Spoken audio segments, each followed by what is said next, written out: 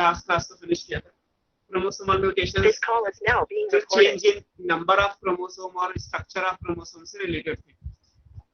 In general वो chromosomal mutation ही कहलाते हैं, हालांकि हमने उसको 2 में पढ़ा था। फर्स्ट वन इज जीनोमैटिक, जहाँ पे change in number of chromosome था, and another one is simply chromosomal mutation, जहाँ पे change in structure of chromosome था। Change in number of chromosome में हमने 2 कैटेगरी पढ़ी थी, पॉलीपोलाइडी और aneuploidy. Polyploidy means multiple set of genome and that multiple is more than 2 sets. So triploid, tetraploid, pentaploid, hexaploid, these are all polyploid. और इस तरीके से अगर क्रोमोसोम का नंबर चेंज होता है कि सीधे मल्टीपल होगा कंप्लीट सेट ऑफ जीनोम का, लाइक 10 से 20, 20 से 30, 30 से 40, 40 से 50 and so on. So this will be polyploidy. And second one is aneuploidy, जहाँ पे change in number of chromosome है in terms of either addition or deletion or 1 or 2 chromosome. Like 10 की जगह 8 या 9 हो जाए, या फिर 10 की जगह 11 और 12 हो जाए, तो दिस विल बी कॉल्ड एन्यूपोलाइडी। और फिर उसके अलग अलग टाइप पड़े थे। जो सेकंड कैटेगरी था वो हमारा था क्रोमोसोमल म्यूटेशन, और उसमें फिर आपने अलग अलग केस, वो मैंने भी आपको पढ़ाया था, उसमें इंसर्शन, डुप्लीकेशन, ट्रांसलोकेशन, ये सारी चीजें हमने स्टडी की थी एन्यूपोलाइडी के बाद। और उसमें डिलीशन था अगर loss of terminal inter calorie segment हो, डेफिशिएंसी था अगर लॉस ऑफ टर्मिनल सेगमेंट है, ऐसे ही एडिशन अगर हो रहा है किसी सेगमेंट का तो उसमें बीच में है तो इंसर्ट होगा, और एक ही जीन अगर बार बार डुप्लीकेट होकर सेम पोजीशन पे आता है तो डुप्लीकेशन है। एक सेगमेंट का एक्सचेंज किसी दूसरे नॉन होमोलॉगस क्रोमोसोम पे जाके हो तो उसको हम ट्रांसलोकेशन या रेसिप्रोकल ट्रांसलोकेशन भी बोल सकते हैं। ये सारा कुछ हमने कंप्लीट कर लिया था। अब हमें थर्ड कैटेगरी पढ़नी है, that is called gene mutation. और जीन म्यूटेशन में जो एग्जांपल्स भी दिया है एनसीईआरटी में, वो सिकल सेल एनीमिया का दिया हुआ है। Sickle cell anaemia is a classical example of gene mutation है। और उसमें ये भी देखना है कि मैकेनिज्म जीन म्यूटेशन की क्या है। हालांकि जीन को हम अभी नेक्स्ट जो चैप्टर आएगा मॉलिक्यूलर बेसिस ऑफ इनहेरिटेंस, वो मॉलिक्यूलर लेवल पे जीन से ही स्टार्ट होता है, बट फिर भी यहाँ पे जीन म्यूटेशन दिया हुआ है।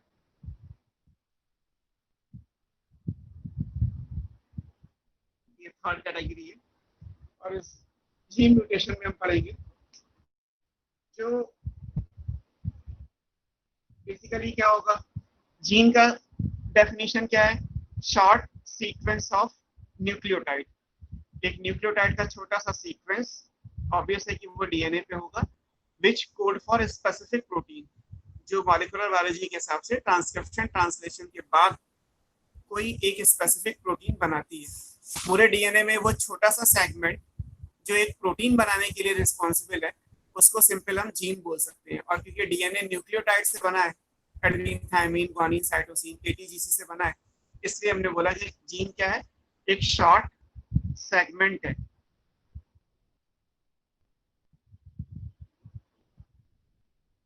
ऑफ डीएनए और न्यूक्लियोटाइड सीक्वेंस है।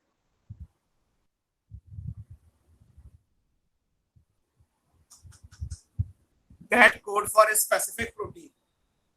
किसी specific protein के लिए कोड करें।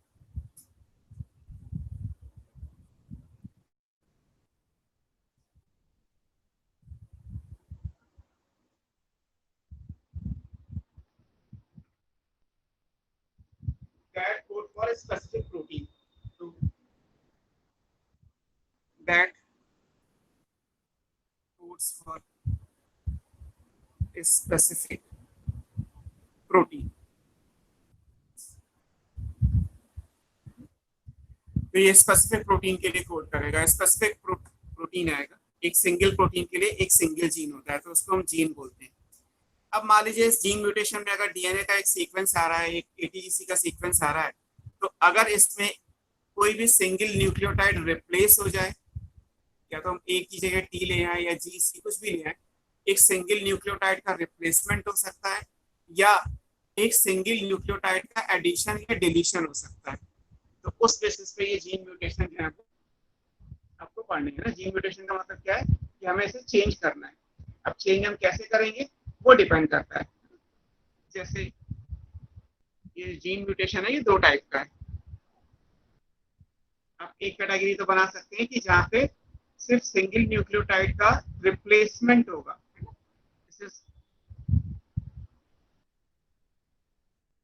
Replacement of one nucleotide.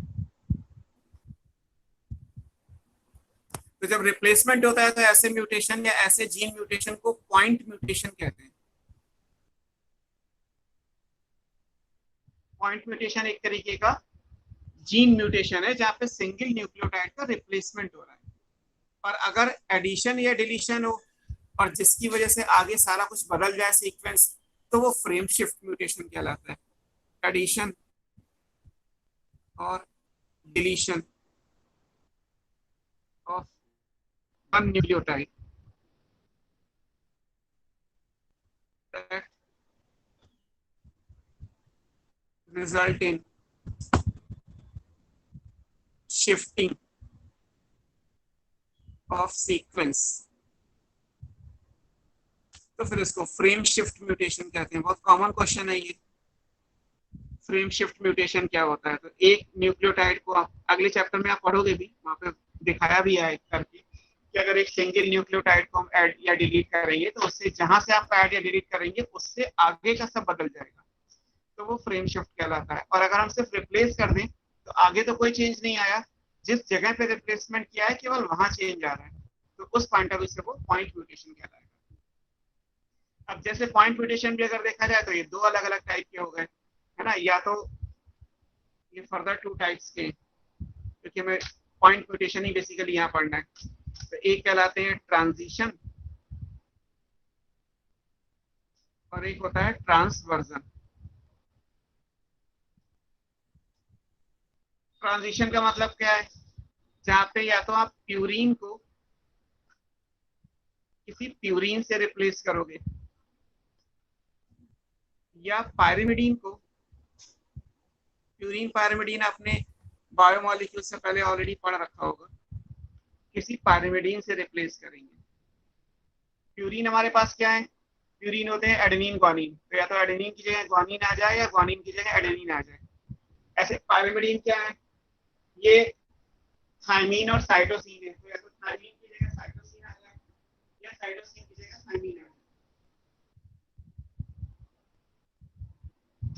तो फिर उसको आप पॉइंट म्यूटेशन में ट्रांजिशन, और ट्रांजिशन में भी purine is replaced by purine और pyrimidine is replaced by pyrimidine. और अगर आप एक प्यूरीन को पायरिमिडीन से रिप्लेस करोगे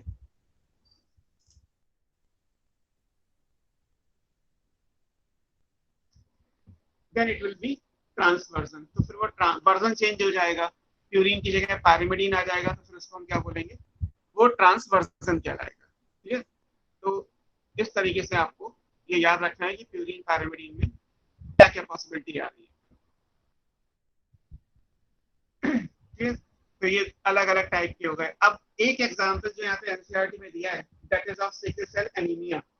अगर आप सिकल सेल एनीमिया का एग्जांपल कोट करते हैं तो सिकल सेल एनीमिया के केस में क्या होगा, जब आप सीक्वेंस बनाएंगे या बुक में ऑलरेडी बना हुआ है, तो जहाँ पे GAG है mRNA में, उसकी जगह पे क्या होगा, GUG हो जाएगा, एडेनिन की जगह यूरेसिल आएगा। यूरेसिल RNA में होता है, ये आपको पता ही है। तो mRNA में जहाँ पे GAG है, अगर वहाँ पे GUG हो जाए तो सिकल सेल एनीमिया का केस बन जाएगा। Sickle cell anaemia is the case of point mutation.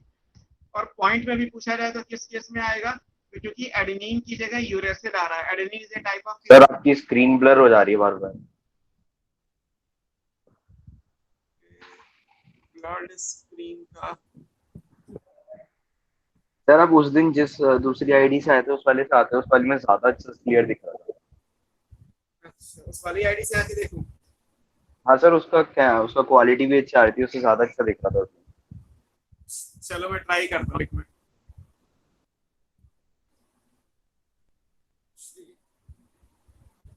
आप मुझे फिर डिस्कनेक्ट करके करना पड़ेगा, एक मिनट वेट करो, मैं ट्राई कर सकता हूँ। बाकी उसका इश्यू,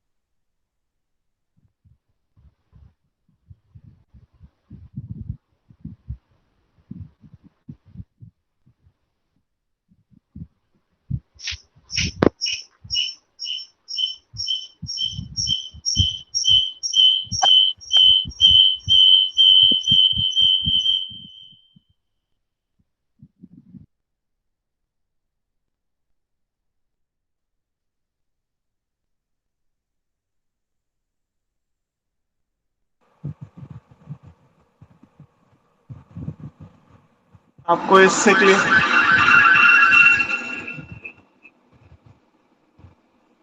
है?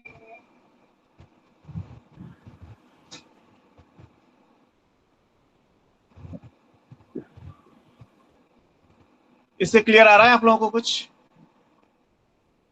दूसरे फोन से मैंने किया।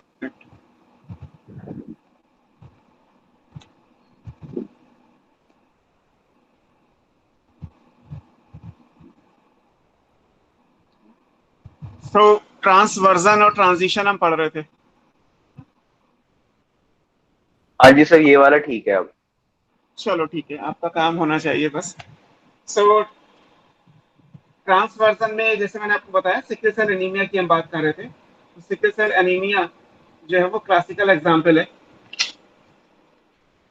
पॉइंट म्यूटेशन का। और उस पॉइंट म्यूटेशन में जैसे था कि जीएजी इज रिप्लेस बाय जीयूजी। अभी हम पढ़ेंगे, फिलहाल आप लिख लीजिए यहाँ पे कि पॉइंट म्यूटेशन या जो जीन म्यूटेशन हम पढ़ रहे हैं इसका जो एग्जाम्पल है वो सिकल सेल एनीमिया है।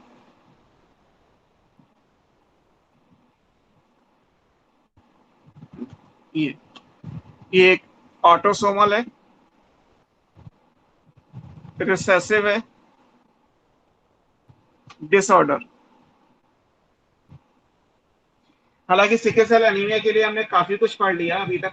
बहुत सारी जगह सिकल सेल एनीमिया को हमने एज एन एग्जाम्पल कोट किया हुआ है।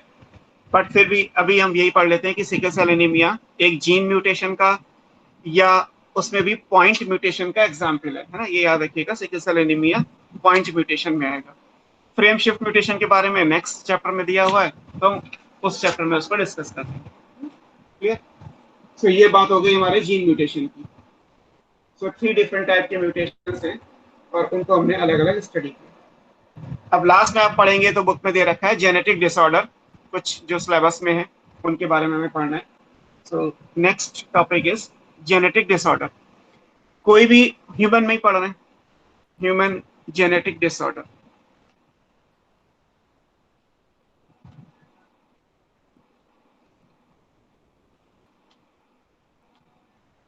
ये पढ़, अब जितने भी ह्यूमन में जेनेटिक डिसऑर्डर हैं उनके साथ दो पॉसिबिलिटी हैं कि अगर आप इस जेनेटिक डिसऑर्डर को डिवाइड करेंगे तो कुछ ऐसे डिसऑर्डर हैं जो मेंडेलियन प्रिंसिपल्स को फॉलो करते हैं, जैसे डोमिनेंस, सेग्रीगेशन, इंडिपेंडेंट असॉर्टमेंट, जो भी आपने पढ़ा, concept of unit factor, each gene has only 2 alleles, ये जितनी भी बातें थी वो हमने मेंडेलियन इनहेरिटेंस से पढ़ा था।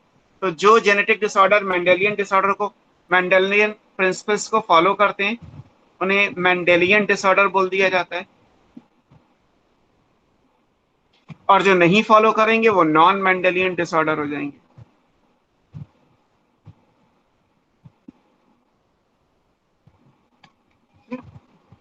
अब मेंडल के प्रिंसिपल्स के हिसाब से अगर आप देखेंगे तो मेंडेलियन डिसऑर्डर में क्या क्या चीजें आएंगी। मेंडल का जो कॉन्सेप्ट था वो डोमिनेंस और रिसेसिव पे बेस्ड था। तो जो भी डिसऑर्डर होगा या तो वो डोमिनेंस को फॉलो करेगा, मींस कोई अगर डिसऑर्डर है एक्स, अगर वो डिसऑर्डर है तो वो डिसऑर्डर या तो डोमिनेंट जीन में होगा जिसकी वजह से वो डिसऑर्डर हुआ, या कोई चेंज रिसेसिव एलील में हुआ होगा जिसकी वजह से वो हुआ। तो डोमिनेंस या रिसेसिवनेस इस बेस पे डिसाइड की जाएगी, जैसे मेंडल ने डिसाइड की थी उसी तरीके से ह्यूमन में कोई डिसऑर्डर जिसका जीन या तो डोमिनेंट होगा एंड बिकॉज ऑफ म्यूटेशन वो डोमिनेंट डिसऑर्डर बन गया, या रिसेसिव होगा तो रिसेसिव बन जाएगा।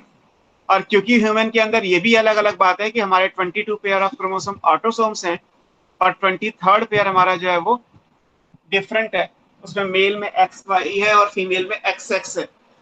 और वाई के लिए ऑलरेडी हमने पढ़ा था कि वाई में तो जो भी कुछ है वो मेल से मेल में ही ट्रांसफर होगा, उसका फीमेल से कोई मतलब है नहीं। तो basically Mendelian disorder 4 different category के हो गए। कुछ हो गए हमारे ऑटोसोम्स पे हैं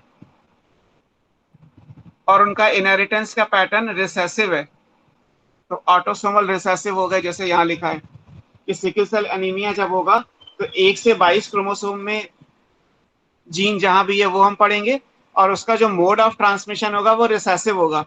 रिसेसिव होने का मतलब ये है कि F1 जनरेशन में रिसेसिव करेक्टर नहीं आता और F2 जनरेशन में रिसेसिव करेक्टर केवल 25% पॉपुलेशन में आता है। 3:1 का रेशियो था, तो 25% अब ह्यूमन पढ़ रहे हैं तो ह्यूमन पॉपुलेशन में आएगा। तो इस बेसिस पे ये, और क्योंकि ऑटोसोमल है तो मेल और फीमेल दोनों को होने के चांसेस बराबर होंगे, क्योंकि ऑटोसोम्स तो मेल और फीमेल में कॉमन होते हैं। तो इस तरीके से जो डिसऑर्डर बनेगा वो ऑटोसोमल डिसऑर्डर होगा। इसी तरीके से दूसरा हो सकता है ऑटोसोमल डोमिनेंट।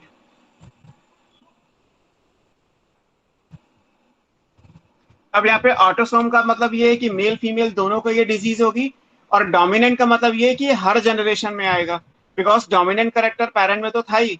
F1 में 100% डोमिनेंट था और F2 में 75% डोमिनेंस थी। यही आपने मेंडल के मोनोहाइब्रिड क्रॉस के हिसाब से पढ़ा था। तो डोमिनेंट है, मेल फीमेल दोनों में आएगा और 75% पॉपुलेशन में आएगा, हर जनरेशन में आएगा। तो अगर ऐसा कोई पैटर्न होगा तो ऑटोसोमल डोमिनेंट होगा। इसी तरीके से अगर ये तो होगा 1 से 22 क्रोमोसोम, अगर 23rd क्रोमोसोम की बात करेंगे तो एक्स लिंक्ड, क्योंकि वाई तो फर्क पड़ेगा नहीं, वाई तो मेल से मेल में जाएगा, तो उसका कोई डिसऑर्डर का इनहेरिटेंस बनेगा ही नहीं। वाई में है तो वाई में जाएगा, वाई में नहीं है तो नहीं जाएगा, उसमें कुछ स्पेसिफिकेशन नहीं है। अब अगर एक्स लिंक्ड होगा तो यहां भी यही दो पॉसिबिलिटी है, एक्स लिंक्ड रिसेसिव या फिर एक्स लिंक्ड डोमिनेंट।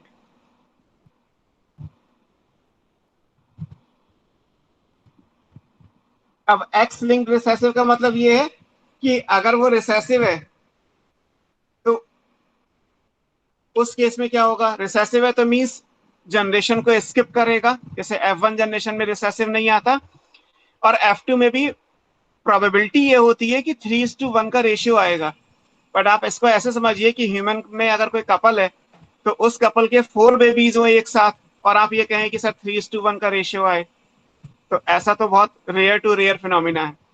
मान लीजिए किसी कपल ने डिसाइड किया कि सिर्फ एक ही बेबी प्लान करना है, तो उसमें आप कैसे समझोगे उसे, उसे आप इस तरीके से समझोगे कि उसमें डिजीज होने के चांसेस 75%, ना होने के चांसेस 25%, अगर डिजीज डोमिनेंट है तो, या डिजीज अगर रिसेसिव है तो उसमें होने के चांसेस 25% और ना होने के चांसेस 75%।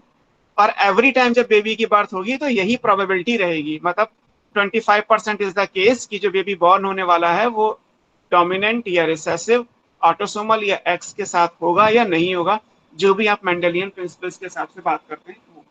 जो पेडिग्री की कैलकुलेशन है वो इसी कॉन्सेप्ट पे बेस्ड होती है। पेडिग्री में कुछ नया नहीं है, पेडिग्री में आप जब पढ़ेंगे तो उसमें यही 4 कॉन्सेप्ट पढ़ाए जाते हैं। बहुत सिंपल, मेरे हिसाब से सिंपल इसलिए है क्योंकि 2 पॉइंट्स हैं जो आपको पेडिग्री को स्टार्ट करने के लिए चाहिए, 1 और 2। आप 2 और 1 कर सकते हैं, 1 और 2 कर सकते हैं, ये आपकी चॉइस है। या तो पहले पेडिग्री में ये देख लीजिए कि वो डोमिनेंट है या रिसेसिव है, या ये देख लीजिए कि वो ऑटोसोमल है या एक्स है, और तो भी कोई बात हो ही नहीं रही। तो पहला पॉइंट अगर मान लेता हूं कि मैं ये देखूं कि वो डोमिनेंट या रिसेसिव है, तो अगर वो रिसेसिव होगा तो वो पेडिग्री की जनरेशन को स्किप करेगा, क्योंकि रिसेसिव करेक्टर जनरेशन को स्किप करते हैं। ये ऑलरेडी मेंडल के F1 वाले केस में आप देख चुके हैं। पेरेंट में रिसेसिव था, F1 में 0 और F2 में आया भी तो 25%। अब क्योंकि यहाँ ह्यूमन की बात हो रही है, ह्यूमन कपल की बात हो रही है, तो F2 में भी आने के चांसेस 25% है, हो भी सकता है नहीं भी हो सकता है। बट अगर कोई डिजीज डोमिनेंट होगी तो फिर वो हर जनरेशन में जाएगी, वहां तो कोई डाउट है ही नहीं, डोमिनेंट करेक्टर तो हर जनरेशन में आता है। F1 में 100 और F2 में भी 75% केस की प्रोबेबिलिटी के साथ। तो या तो पेडिग्री में ये देख लीजिए कि वो डोमिनेंट है या रिसेसिव है, पहला। अगर आपने पहले ये देखा कि वो डोमिनेंट या रिसेसिव है तो दूसरा आपका यही होगा पॉइंट कि वो ऑटोसोमल है या एक्स है। अगर ऑटोसोमल होगा तो जो भी डिजीज है वो मेल और फीमेल दोनों को बराबर होगी, because autosomes 1 to 22 male female में कॉमन होते हैं। और अगर एक्स लिंक्ड हुआ तो फिर वो मेल फीमेल में बराबर डिस्ट्रीब्यूट नहीं होगी। अभी हम आगे पढ़ेंगे, एक्स में केवल फीमेल में डिजीज होने के चांसेस रेयर है, मेल में अपीयर हो जाती है। तो इन्हीं बेसिस पे ये डिसऑर्डर आगे अभी आपको पढ़ने। और अगर नॉन मेंडेलियन है तो जो अभी आपने पढ़े, नॉन मेंडेलियन का मतलब हो गया change in number and oblique और स्ट्रक्चर ऑफ क्रोमोसोम।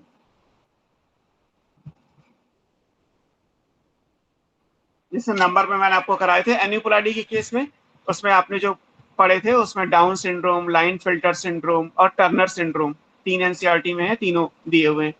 आपने डाउन सिंड्रोम के लिए पढ़ा था कि वो ट्राइसोमी ऑफ 21st है। लाइनफेल्टर के लिए पढ़ा था कि वो ट्राइसोमी ऑफ 23rd है एक्स क्रोमोसोम की। और टर्नर सिंड्रोम के लिए आपने पढ़ा था कि वो मोनोसोमी है, एक क्रोमोसोम कम हो जाएगा, monosomy of 23rd chromosome, that is x in female. तो ये तीनों नॉन मेंडेलियन है। अब यहाँ प्रिंसिपल फॉलो नहीं होता कि अगर एक टर्नर फीमेल की मैरिज किसी नॉर्मल मेल से होती है तो क्या होगा। तो एक्चुअली टर्नल फीमेल तो स्टेराइल होगी, तो वो फर्टाइल तो है नहीं जो नेक्स्ट जनरेशन देगी। और जब नेक्स्ट जनरेशन देगी नहीं तो फिर उसमें आप पैटर्न कैसे बनाओगे। तो इसलिए पेडिग्री भी केवल मेंडेलियन डिसऑर्डर की बनती है, नॉन मेंडेलियन की पेडिग्री नहीं बन सकती। ठीक है, तो ये इंपॉर्टेंट है कि नॉन मेंडेलियन की कभी पेडिग्री नहीं बनती, पेडिग्री हमेशा मेंडेलियन डिसऑर्डर की ही बनती है। इन्हीं के लिए आप पेडिग्री एनालिसिस कर पाएंगे, है ना। कोई भी डिसऑर्डर अगर मेंडेलियन है then we can plan pedigree.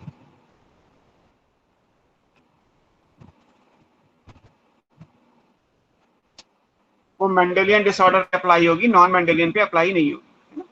जो स्टेराइल है वो फिर कैसे ट्रांसफर करेंगे, इंपॉर्टेंट ये भी है ना। पेडिग्री तो जनरेशन को दिखाता है, जनरेशन का मतलब फर्टिलिटी इज देयर, बट इस केस में तो फर्टिलिटी आ ही नहीं रही, फर्टिलिटी है नहीं, तो फिर उनकी पेडिग्री नहीं बनाई जाती। पेडिग्री आप इनके लिए। अब इनमें से जो डिसऑर्डर एनसीईआरटी में है वो आप देख लीजिए कौन कौन से डिसऑर्डर एनसीईआरटी में या सिलेबस में दिए हुए हैं। अब आप पढ़ सकते हैं पहला डिसऑर्डर जो सबसे कॉमन है, सिकल सेल एनीमिया, है ना।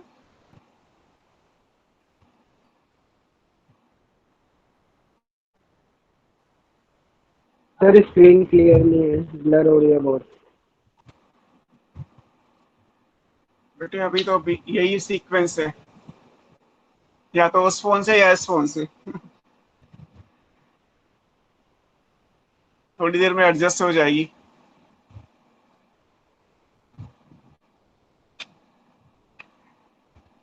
Sickle cell anaemia autosomal recessive है।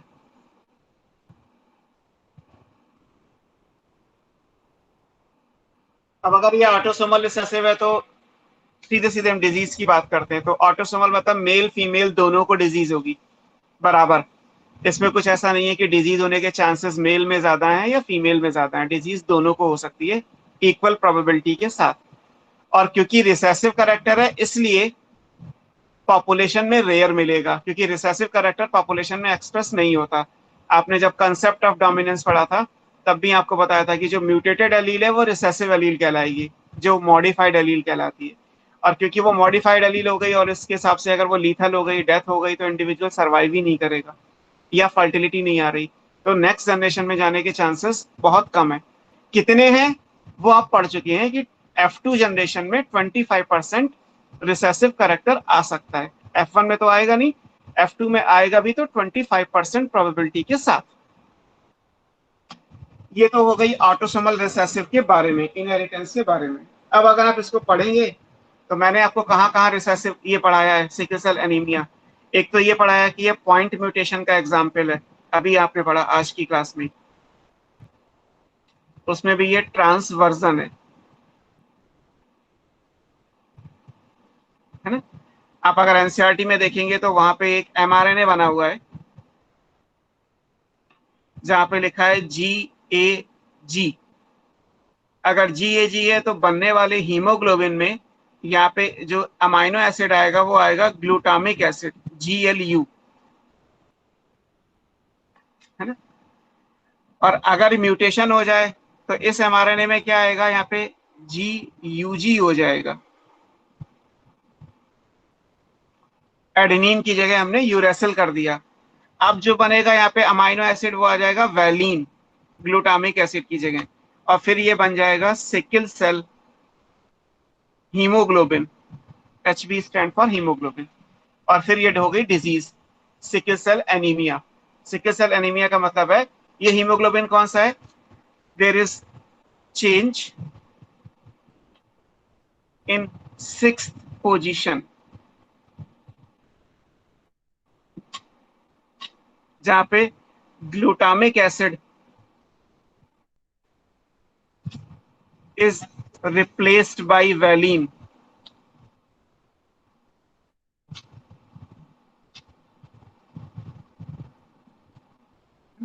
In beta chain of haemoglobin. Haemoglobin में अल्फा और बीटा चेन होती हैं, तो केवल बीटा चेन के अंदर होगा चेंज। हीमोग्लोबिन में जो बीटा चेन है, बीटा चेन में अमाइनो एसिड्स का सीक्वेंस है, वहां पे 6th पोजीशन पे, छठे नंबर का जो अमाइनो एसिड है वो बदलेगा। और क्या बदलेगा? ग्लूटामिक एसिड की जगह वैलीन आएगा। केवल एक अमाइनो एसिड का डिफरेंस आएगा और हीमोग्लोबिन नॉर्मल से बन जाएगा सिकल सेल हीमोग्लोबिन। और फिर जो डिजीज होगी वो सिकल सेल एनीमिया कहलाएगी, है ना। एनीमिया का मतलब लॉस ऑफ हीमोग्लोबिन या ब्लड या आरबीसी आप बोल सकते हैं, एक्चुअली हीमोग्लोबिन है। और उसके हिसाब से फिर वो एग्जाम्पल में आएगा। अब ये पॉइंट म्यूटेशन क्यों था? क्योंकि यहाँ पे एक न्यूक्लियोटाइड का रिप्लेसमेंट हुआ। 7th नंबर पे जो आएगा वो नहीं चेंज होगा, और ना 5th नंबर पे जो होगा उसमें कोई चेंज आएगा, केवल 6th पोजीशन में चेंज आएगा, फिक्स है। एडेनिन की जगह यूरेसिल आ रहा है, तो एडेनिन एक प्यूरिन हो गया और यूरेसिल एक पायरिमिडीन हो गया, तो इसका मतलब प्यूरिन को रिप्लेस किया गया है बाई पायरिमिडीन, तो फिर ये ट्रांसवर्जन हो गया। और सिंगल न्यूक्लियोटाइड का रिप्लेसमेंट है, तो पॉइंट म्यूटेशन या जीन म्यूटेशन का एग्जाम्पल है। तो एक तो ये हो गया कि मॉलिक्यूलर बेसिस पे सिकल सेल एनीमिया क्या है ना। दूसरी चीज, अब और हमने क्या क्या पढ़ा था? सिकल सेल एनीमिया का जो कैरियर है,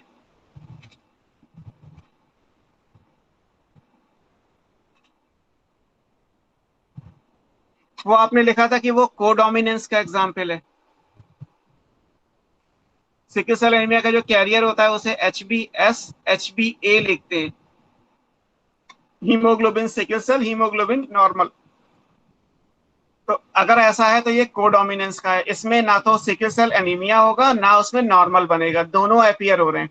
तो दोनों अपीयर हो रहे हैं तो ये कोडोमिनेंस हो गया, है ना। ये कोडोमिनेंस को फॉलो करता है, बट केवल कैरियर, डिजीज नहीं फॉलो करती है ना? अगर आप डिजीज की बात करेंगे तो सिकल सेल एनीमिया लीथल है। ये लीथल जीन का भी एग्जाम्पल है। लीथल जीन हालांकि सिलेबस में नहीं है आपके, लेकिन फिर भी ये लीथैलिटी का एग्जाम्पल है। लीथैलिटी का मतलब है डेडली, डेथ कॉजिंग है। जो sickle cell anaemia by birth होगा, है ना। बाई बर्थ का मतलब ये है कि प्रेगनेंसी के टाइम पे फीमेल को एक एम्ब्रियो या एक जाइगोट ऐसा बना जो सिकल सेल एनीमिया होगा, है ना। सिकल सेल एनीमिया है तो उसको आप लिखेंगे HbS HbS। तो जो सिकल सेल एनीमिक पर्सन होगा वो बाई बर्थ लीथैलिटी होगा, तो वो एम्ब्रियो फर्स्ट 3 मंथ में, फर्स्ट ट्राइमेस्टर में जो है वो अबॉर्ट कर जाएगा। कोई भी sickle cell anaemia by birth नहीं आ सकता, है ना। एज पर कॉन्सेप्ट अगर कहा जाए तो वो लीथैलिटी का एग्जाम्पल है, तो वो बाई बर्थ नहीं आ सकता। किसी को म्यूटेशन हुआ, मेरी डेथ मतलब बर्थ हो चुकी है, मैं 30 ईयर्स की एज में हूँ, अब इस टाइम पे अगर म्यूटेशन बॉडी में हुआ तो मैं सिकल सेल एनीमिया के साथ पूरी जिंदगी सरवाइव कर लूंगा, देन इट इज नॉट लीथैलिटी।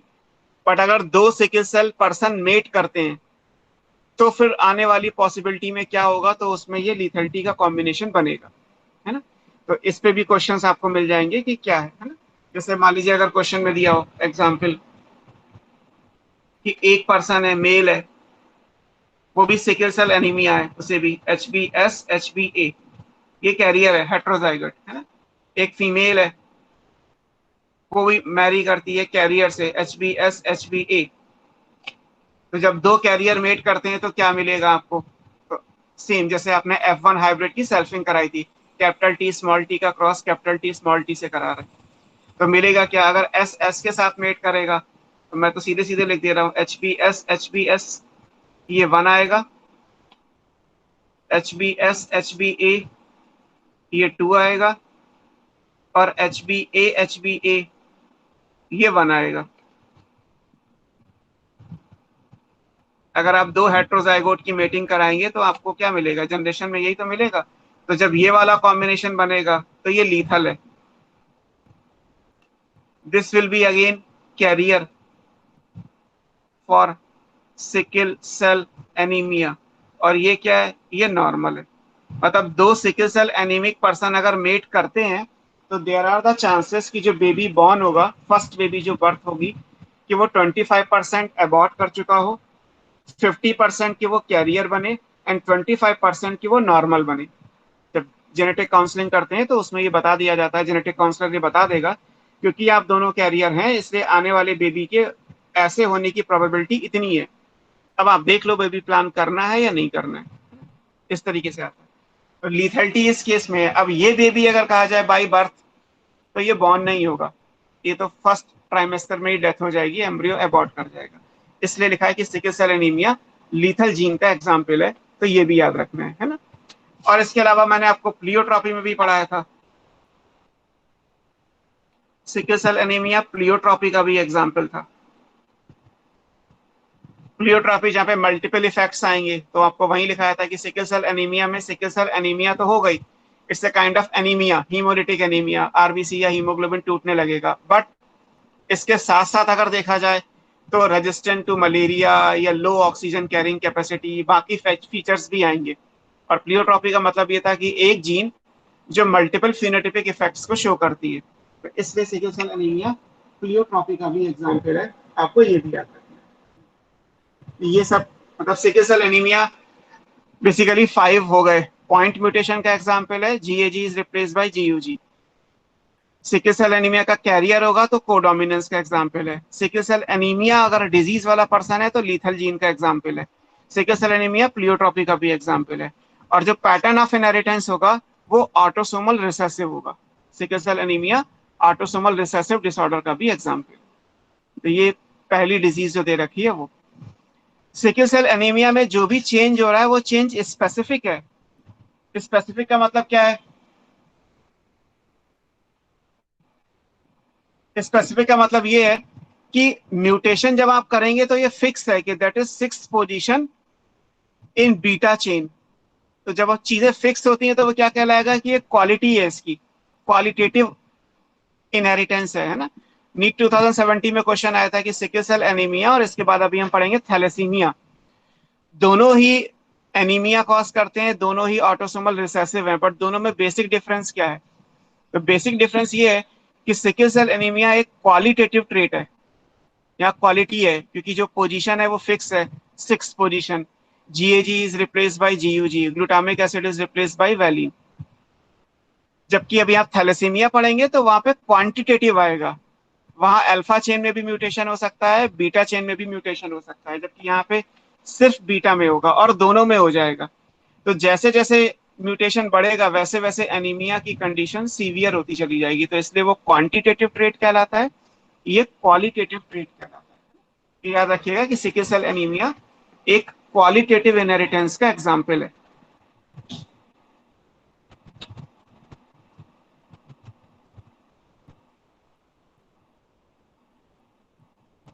है ना? आर्काइव के क्वेश्चंस अगर आप कहीं से करेंगे तो आपको ये मिल जाएगा कि सिकल सेल एनीमिया और थैलेसीमिया का बेसिक डिफरेंस क्या निकल के आता है। Now second one is,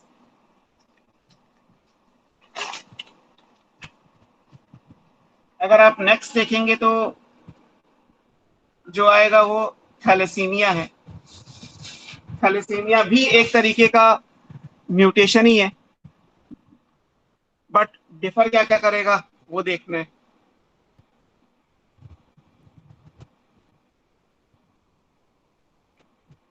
thalassaemia है ना, थैलेसीमिया भी ऑटोसोमल रिसेसिव में आता है। आपकी बुक में जो मोस्टली दिए हैं वो ऑटोसोमल रिसेसिव ही दिए हैं बिकॉज ये कॉमन है। अब एक तो ये कि थैलेसीमिया क्वांटिटेटिव होगा, जैसे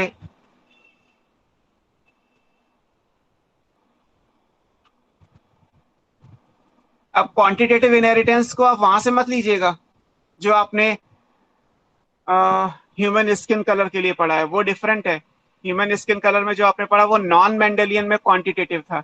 अभी आप जो पढ़ रहे हैं वो मेंडेलियन डिसऑर्डर है। अगर ऑटोसोमल रिसेसिव लिखा है तो मतलब ये मेंडेलियन है, ये मेंडलिज्म को फॉलो करेगा, जबकि ह्यूमन का स्किन कलर मेंडलिज्म को फॉलो नहीं करता है।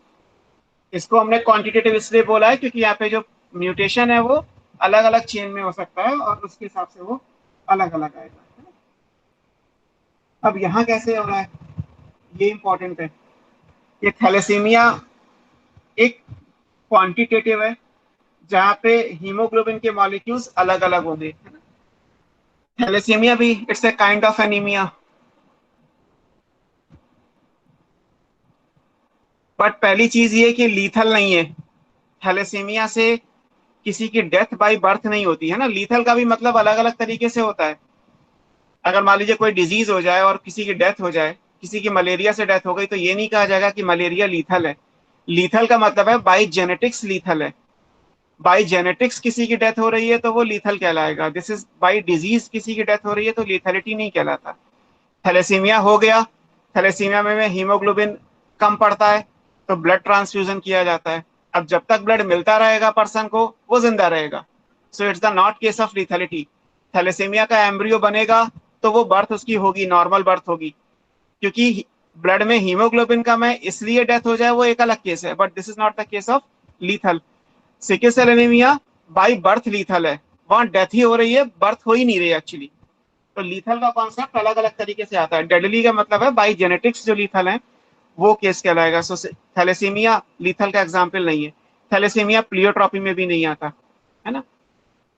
थैलेसीमिया हम पढ़ क्यों रहे हैं, अलग अलग टाइप का है। एक कहलाता है alpha thalassaemia,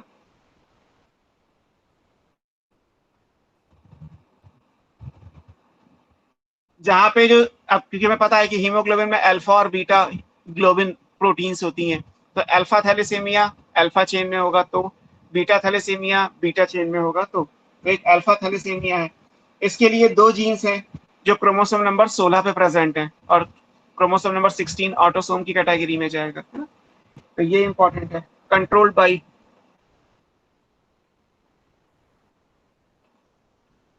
to linked gene.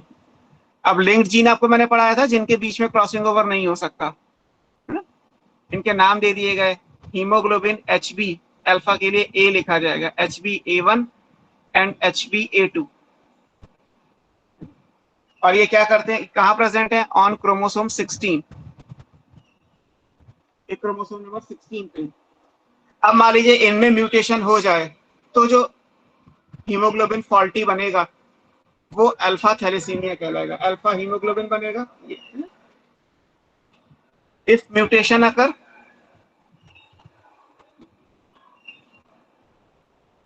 तो यहां से क्या होगा, डिफेक्टिव सिंथेसिस होगी, या डिक्रीज लिख सकते हैं, डिक्रीज्ड अल्फा ग्लोबिन मॉलिक्यूल्स। तो अल्फा ग्लोबिन यानी अल्फा हीमोग्लोबिन कम बनेगा। हीम तो एक्चुअली आयरन की वजह से है, प्रोटीन तो केवल ग्लोबिन होती है। तो अल्फा ग्लोबिन कम बनेगा तो अल्फा थैलेसीमिया हो गया। इसी तरीके से मान लीजिए बीटा थैलेसीमिया होता है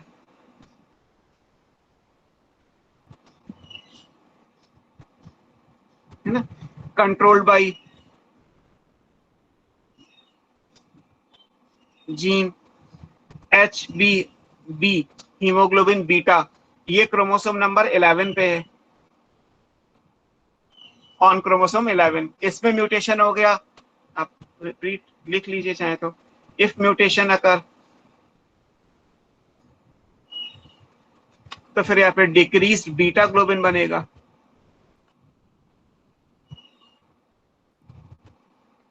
अब beta globin sickle cell anaemia में भी नहीं बनता, और बीटा ग्लोबिन जो है वो थैलेसीमिया में भी नहीं बनता। तो बीटा ग्लोबिन डिफेक्टिव दोनों जगह हो सकती है, लेकिन थैलेसीमिया में अल्फा ग्लोबिन भी डिफेक्टिव हो सकता है। सिकल सेल एनीमिया में अल्फा ग्लोबिन में कोई चेंज नहीं आएगा। तो इसलिए इन दोनों में एक साथ हो गया तो और ज्यादा सीवियरिटी हो जाएगी, इसलिए ये क्वांटिटेटिव है और वो क्वालिटेटिव था, ये डिफरेंस आएगा, ये आपको याद रखना है। और इवन एक डेल्टा थैलेसीमिया भी होता है,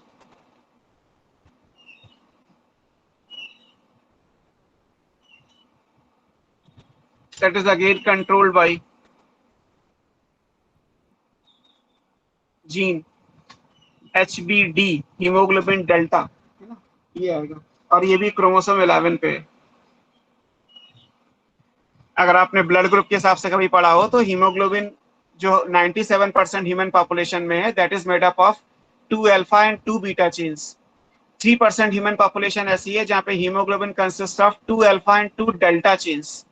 तो या तो अल्फा और बीटा होगा या अल्फा और डेल्टा होगा, और किसी भी जगह पे म्यूटेशन हो सकता है। सबका रिजल्ट ये है कि नॉर्मल हीमोग्लोबिन नहीं बनेगा, and due to lack of haemoglobin condition anaemic हो जाएंगी, और इससे डेथ तो हो सकती है बिकॉज लॉस ऑफ हीमोग्लोबिन हो रहा है, बट ये लीथल का एग्जाम्पल नहीं है, ये आपको याद रखना है। तो ये वाला केस हो गया। अब एक और ऑटोसोमल रिसेसिव में दे रखा है, दैट इज फेनाइलकीटोन्यूरिया।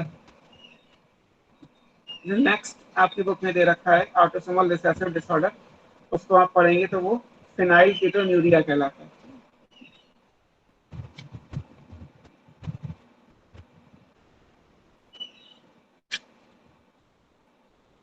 PKU, ये भी ऑटोसोमल रिसेसिव है।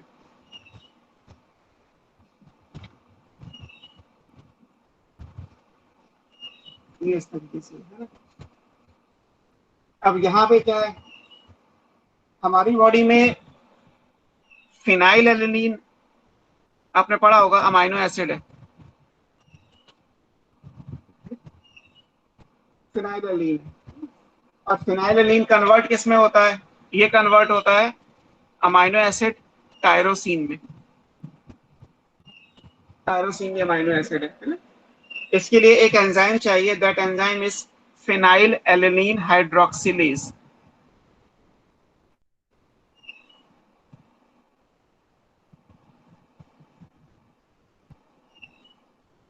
ये एंजाइम है ना। तो इस एंजाइम की प्रेजेंस में जो फिनाइलएलेनिन है वो टायरोसिन के अंदर चेंज होगा। अगर ये एंजाइम है तो ये किसी जीन से बना होगा। एंजाइम प्रोटीन होते हैं और प्रोटीन जीन से बनती है, जीन से प्रोटीन या एंजाइम बनते हैं। One gene one enzyme hypothesis next chapter में दी हुई है। तो अब अगर ये जीन है तो जीन में म्यूटेशन हो सकता है। तो अगर ऐसा हो कि ये जीन जो है वो म्यूटेट हो जाए, है ना, इफ जीन, जीन मतलब ये वाला जीन ले रहे हैं, है ना, ये याद रखिएगा कि हम इस जीन की बात कर रहे हैं, इज म्यूटेटेड, तो क्या होगा, there is no enzyme synthesis. ये तो आपने पढ़ा था ना कि अगर जीन म्यूटेशन होगा तो तीन पॉसिबिलिटी है, या तो वही एंजाइम बनेगा विद लेस एफिशिएंसी, या फिर एक डिफरेंट एंजाइम बन जाएगा, या कोई एंजाइम नहीं बनेगा। इस केस में क्या हो रहा है कि जीन म्यूटेट हो गया तो कोई एंजाइम की सिंथेसिस नहीं हो रही, मतलब फिनाइलएलेनिन हाइड्रोक्सिलेज नहीं बनेगा। और जब ये नहीं बनेगा तो फिर फिनाइलएलेनिन टायरोसिन में चेंज नहीं हो पाएगा। अगर ये चेंज नहीं होगा तो फिनाइलएलेनिन बॉडी में एक्यूमुलेट करेगा, तो नो एंजाइम सिंथेसिस है। इन एब्सेंस ऑफ एंजाइम,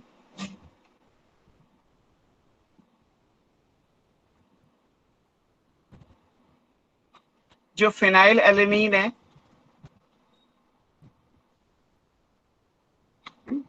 ये एक्यूमुलेट होगा, एक्यूमुलेटेड है, एंड चेंज, बाद में चेंज होगा इनटू, किसमें चेंज होगा, फिनाइल पायरुवेट में,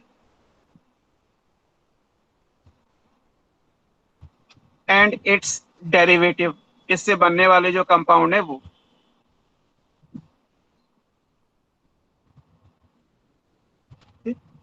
अब जब ये बनेंगे तो फिर ये एक्यूमुलेट करेंगे,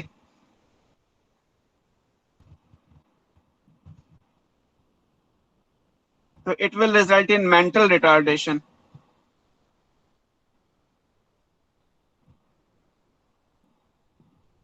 और वही मेंटल रिटार्डेशन फिनाइल कीटोन्यूरिया कहलाता है, कि मेंटल रिटार्डेशन होगा, क्योंकि जो एक्यूमुलेशन है वो ब्रेन में होगा, ब्रेन में होगा तो मेंटल रिटार्डेशन होगा, तो इस हिसाब से इसको फिनाइल कीटोन्यूरिया कहते हैं, है ना। One gene one enzyme hypothesis के हिसाब से है कि एक एंजाइम है फिनाइलएलेनिन हाइड्रोक्सिलेज, जो फिनाइलएलेनिन को टायरोसिन अमाइनो एसिड में चेंज करता है।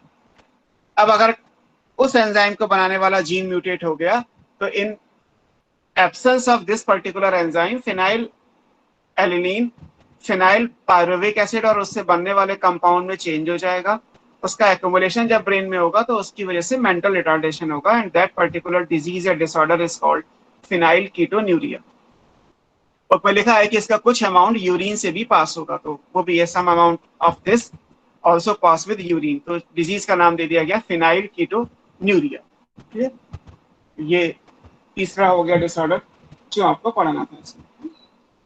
तो ये सब आपकी बुक में जो दिए हुए हैं वो ऑटोसोमल रिसेसिव की कैटेगरी में दिए हुए हैं। ये तो हो गई पहली कैटेगरी ऑटोसोमल रिसेसिव, जिसमें थैलेसीमिया, सिकल सेल एनीमिया, फिनाइलकीटोन्यूरिया आपके 3 सिलेबस में। इसके बाद अगर आप देखेंगे तो कैटेगरी आनी चाहिए ऑटोसोमल डोमिनेंट, और ऑटोसोमल डोमिनेंट में एनसीईआरटी में कुछ है नहीं। ऑटोसोमल डोमिनेंट की एक पेडिग्री बनी हुई है और वहां पे ब्रैकेट में एक नाम लिखा है मायोटोनिक डिस्ट्रॉफी। मैं सिर्फ बोल रहा हूँ, मेंशन नहीं कर रहा, आप बुक से पढ़ लीजिएगा तो आपको याद रहेगा कि मायोटोनिक डिस्ट्रॉफी ये एक डिजीज है या डिसऑर्डर है जो ऑटोसोमल डोमिनेंट की कैटेगरी में आता है। बस इससे ज्यादा इसके बारे में कुछ भी एनसीईआरटी है आपके सिलेबस में नहीं दिया हुआ, तो ये आपको याद रखना है। अब जो नेक्स्ट आएगा उसमें कलर ब्लाइंडनेस और हीमोफीलिया, ये एनसीईआरटी में दिए हैं और ये एक्स रिसेसिव कहलाती है। अभी तक हमने जो भी पढ़ा वो ऑटोसोमल रिसेसिव है, मेल फीमेल दोनों में होगी। F1 जनरेशन को स्किप करेगा, रिसेसिव करेक्टर है, और F2 जनरेशन में आएगा भी तो 25% प्रोबेबिलिटी के साथ आएगा। अगर पेडिग्री को सॉल्व करना है और कोई भी पेडिग्री इन 3 में से किसी भी डिजीज की है या ऑटोसोमल रिसेसिव डिसऑर्डर की पेडिग्री है, तो उसका मतलब ये होगा कि उस पेडिग्री के अंदर हर जनरेशन में डिजीज नहीं आएगी क्योंकि रिसेसिव करेक्टर है, आएगी भी तो किसी एक जनरेशन में 25% प्रोबेबिलिटी के साथ। और जब भी डिजीज होगी तो वो मेल को भी हो सकती है, फीमेल को भी हो सकती है। पेडिग्री में हम कलर कर देते हैं ब्लैक कलर का, तो बॉक्स भी ब्लैक कलर का होगा, डिजीज मेल, और सर्किल भी ब्लैक कलर का होगा, डिजीज फीमेल। इसी क्लॉज से आपकी पेडिग्री सॉल्व हो जाएगी, है ना। जो भी आएंगे वो इसी कॉन्सेप्ट से पेडिग्री सॉल्व होती है ना। अब आएगा जो नेक्स्ट डिजीज दी हुई है वो हमारे पास एक्स रिसेसिव में है, और एक्स रिसेसिव में 2 डिजीज मेंशन की गई है, कलर ब्लाइंडनेस और हीमोफीलिया। 2 एनसीईआरटी में दी हुई है, एक कलर ब्लाइंडनेस दी हुई है और एक हीमोफीलिया दी हुई है। मैं सीधे कैटेगरी लिख देता हूं, that is x linked recessive.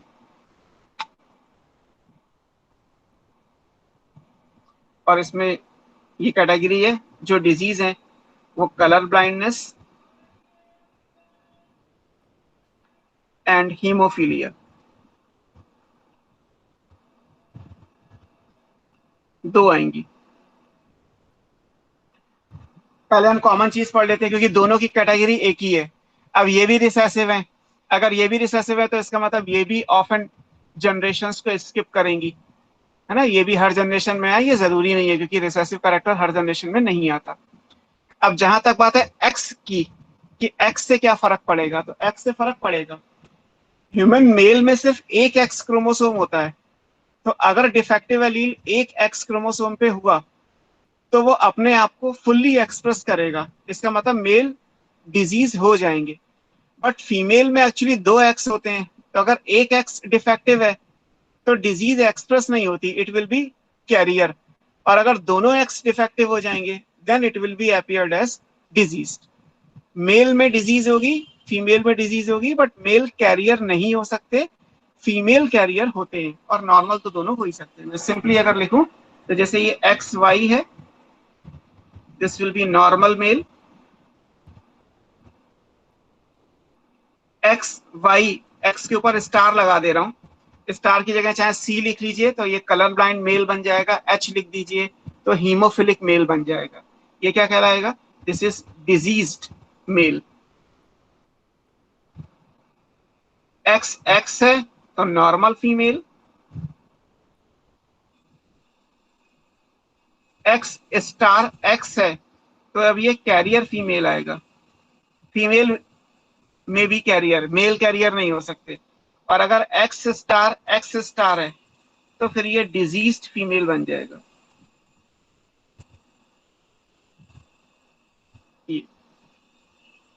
है ना, तो नॉर्मल तो हो ही गया, बाकी डिजीज मेल होगा, डिजीज फीमेल होगा और कैरियर फीमेल होगा, है ना। मेल कैरियर नहीं हो सकते, ये इंपॉर्टेंट है। तो मतलब पेडिग्री के हिसाब से कैसे सॉल्व करोगे कि जब आप बॉक्स को देखोगे तो बॉक्स या तो कलर्ड होगा या व्हाइट होगा, या तो मेल डिजीज है या फिर नहीं है। बट फीमेल अगर व्हाइट है, फीमेल में एक सर्किल बनाते हैं, सर्किल फीमेल को डोनेट कर रिजेंबल करने के लिए बनाया जाता है पेडिग्री में। तो अगर आपने एक सर्किल बनाया और वो कलर नहीं है, ब्लैक कलर का नहीं है, तो इसका मतलब है कि वो दोनों पॉसिबिलिटी है, वो फीमेल भी हो सकती, वो फीमेल कैरियर भी हो सकती है, वो फीमेल डिजीज भी हो सकती है, ये नॉर्मल भी हो सकती है। डिजीज के लिए तो आप सर्किल करते ही। तो पेडिग्री क्योंकि क्वेश्चन को देख के ही सॉल्व हो सकती है, तो पेडिग्री के जो क्लूज है वो मैंने आपको बता दिए। क्लूज जो आप अभी पढ़ रहे हैं ह्यूमन जेनेटिक डिसऑर्डर में, यहीं से निकल के आएंगे। जो मैंने लिखा है यही क्लूज हैं, इन्हीं के हिसाब से चीजें आएंगी। अब कलर ब्लाइंडनेस में होता क्या है, ये आपको पता ही है कि पर्सन जो है वो unable to discriminate between red and green colour, है ना, क्योंकि जो डिफेक्ट है वो रेड और green cone of the eye में आता है, तो उसके हिसाब से वो ये कैटेगरी कहलाती है। और हीमोफीलिया में क्या होता है कि ब्लीडिंग होती है, ब्लीडर्स डिजीज कहते हैं।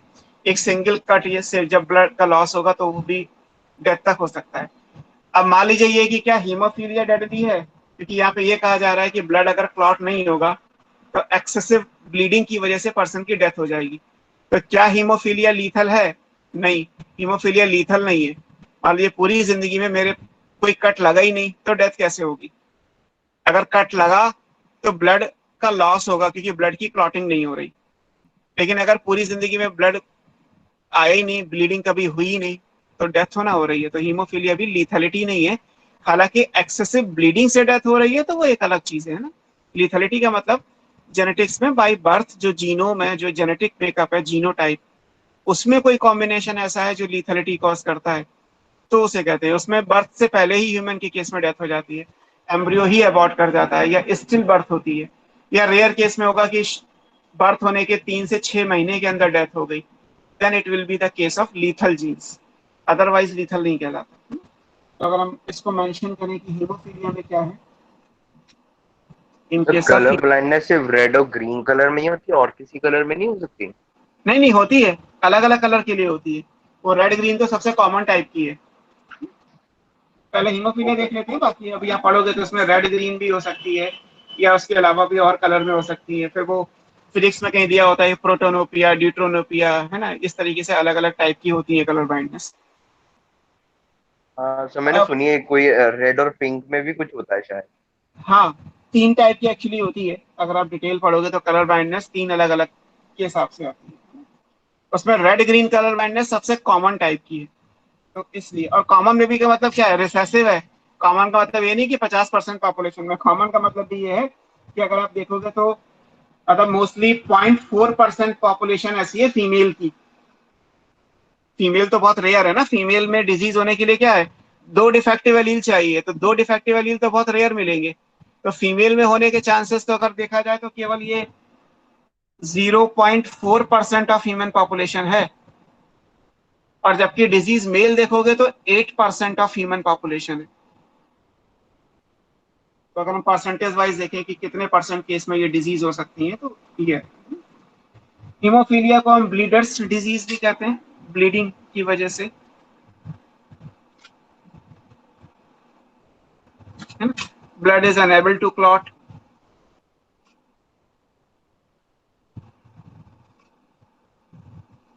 ब्लड क्लॉट नहीं होता, एक्सेसिव ब्लीडिंग होगी,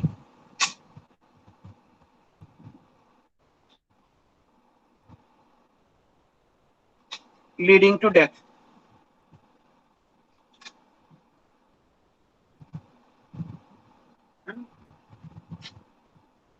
अब ये जो लीडिंग टू डेथ अलग केस है ना, आजकल तो टेक्नोलॉजी है। अगर ब्लीडिंग में ब्लड क्लॉट अपने आप नहीं बन रहा तो बहुत सारे ऐसे ब्लड को रोकने के लिए मेडिकल स्प्रे और वो केमिकल्स आते हैं जो आर्टिफिशियली ब्लड को क्लॉट करा देंगे।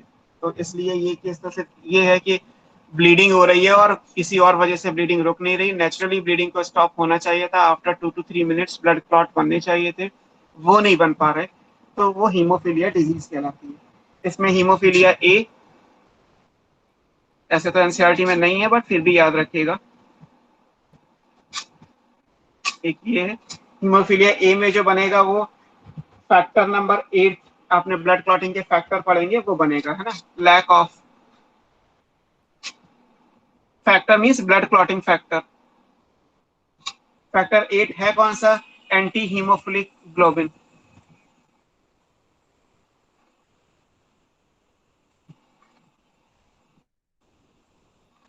AHG।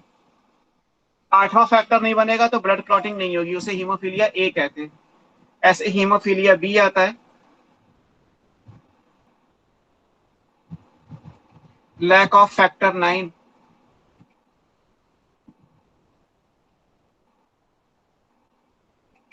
फैक्टर 9 कौन सा है? वो कहलाता है पीटीसी, है ना, प्लाज्मा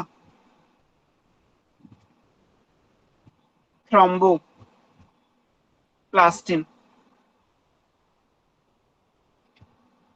कंपोनेंट, पीटीसी। और इवन एक हीमोफिलिया सी भी होता है, बट फिलहाल हम वो नहीं पढ़ रहे क्योंकि actually see x linked recessive नहीं है ना। तो कुल मिला के ये 8वां फैक्टर नहीं बना तो ब्लड क्लॉटिंग नहीं हुई, 9th फैक्टर नहीं बना तो, क्योंकि ये दोनों प्रोटीन है, ग्लोबिन। अगर ये प्रोटीन है तो प्रोटीन बनाने के लिए जीन होगा, तो अगर वो जीन म्यूटेट हो गई तो उस केस में फिर ये डिसऑर्डर होंगे। तो इसलिए हीमोफीलिया दिया हुआ है आपके बुक में। और अगर हम कलर ब्लाइंडनेस लिखेंगे तो आपको पता ही है कि person is unable to distinguish between colour.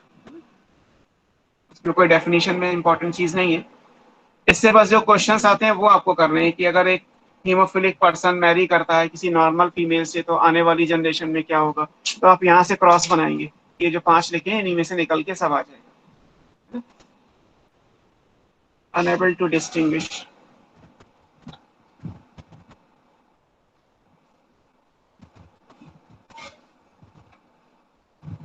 Colour. बाकी इसमें रेड, ग्रीन, पर्पल अलग अलग होते हैं।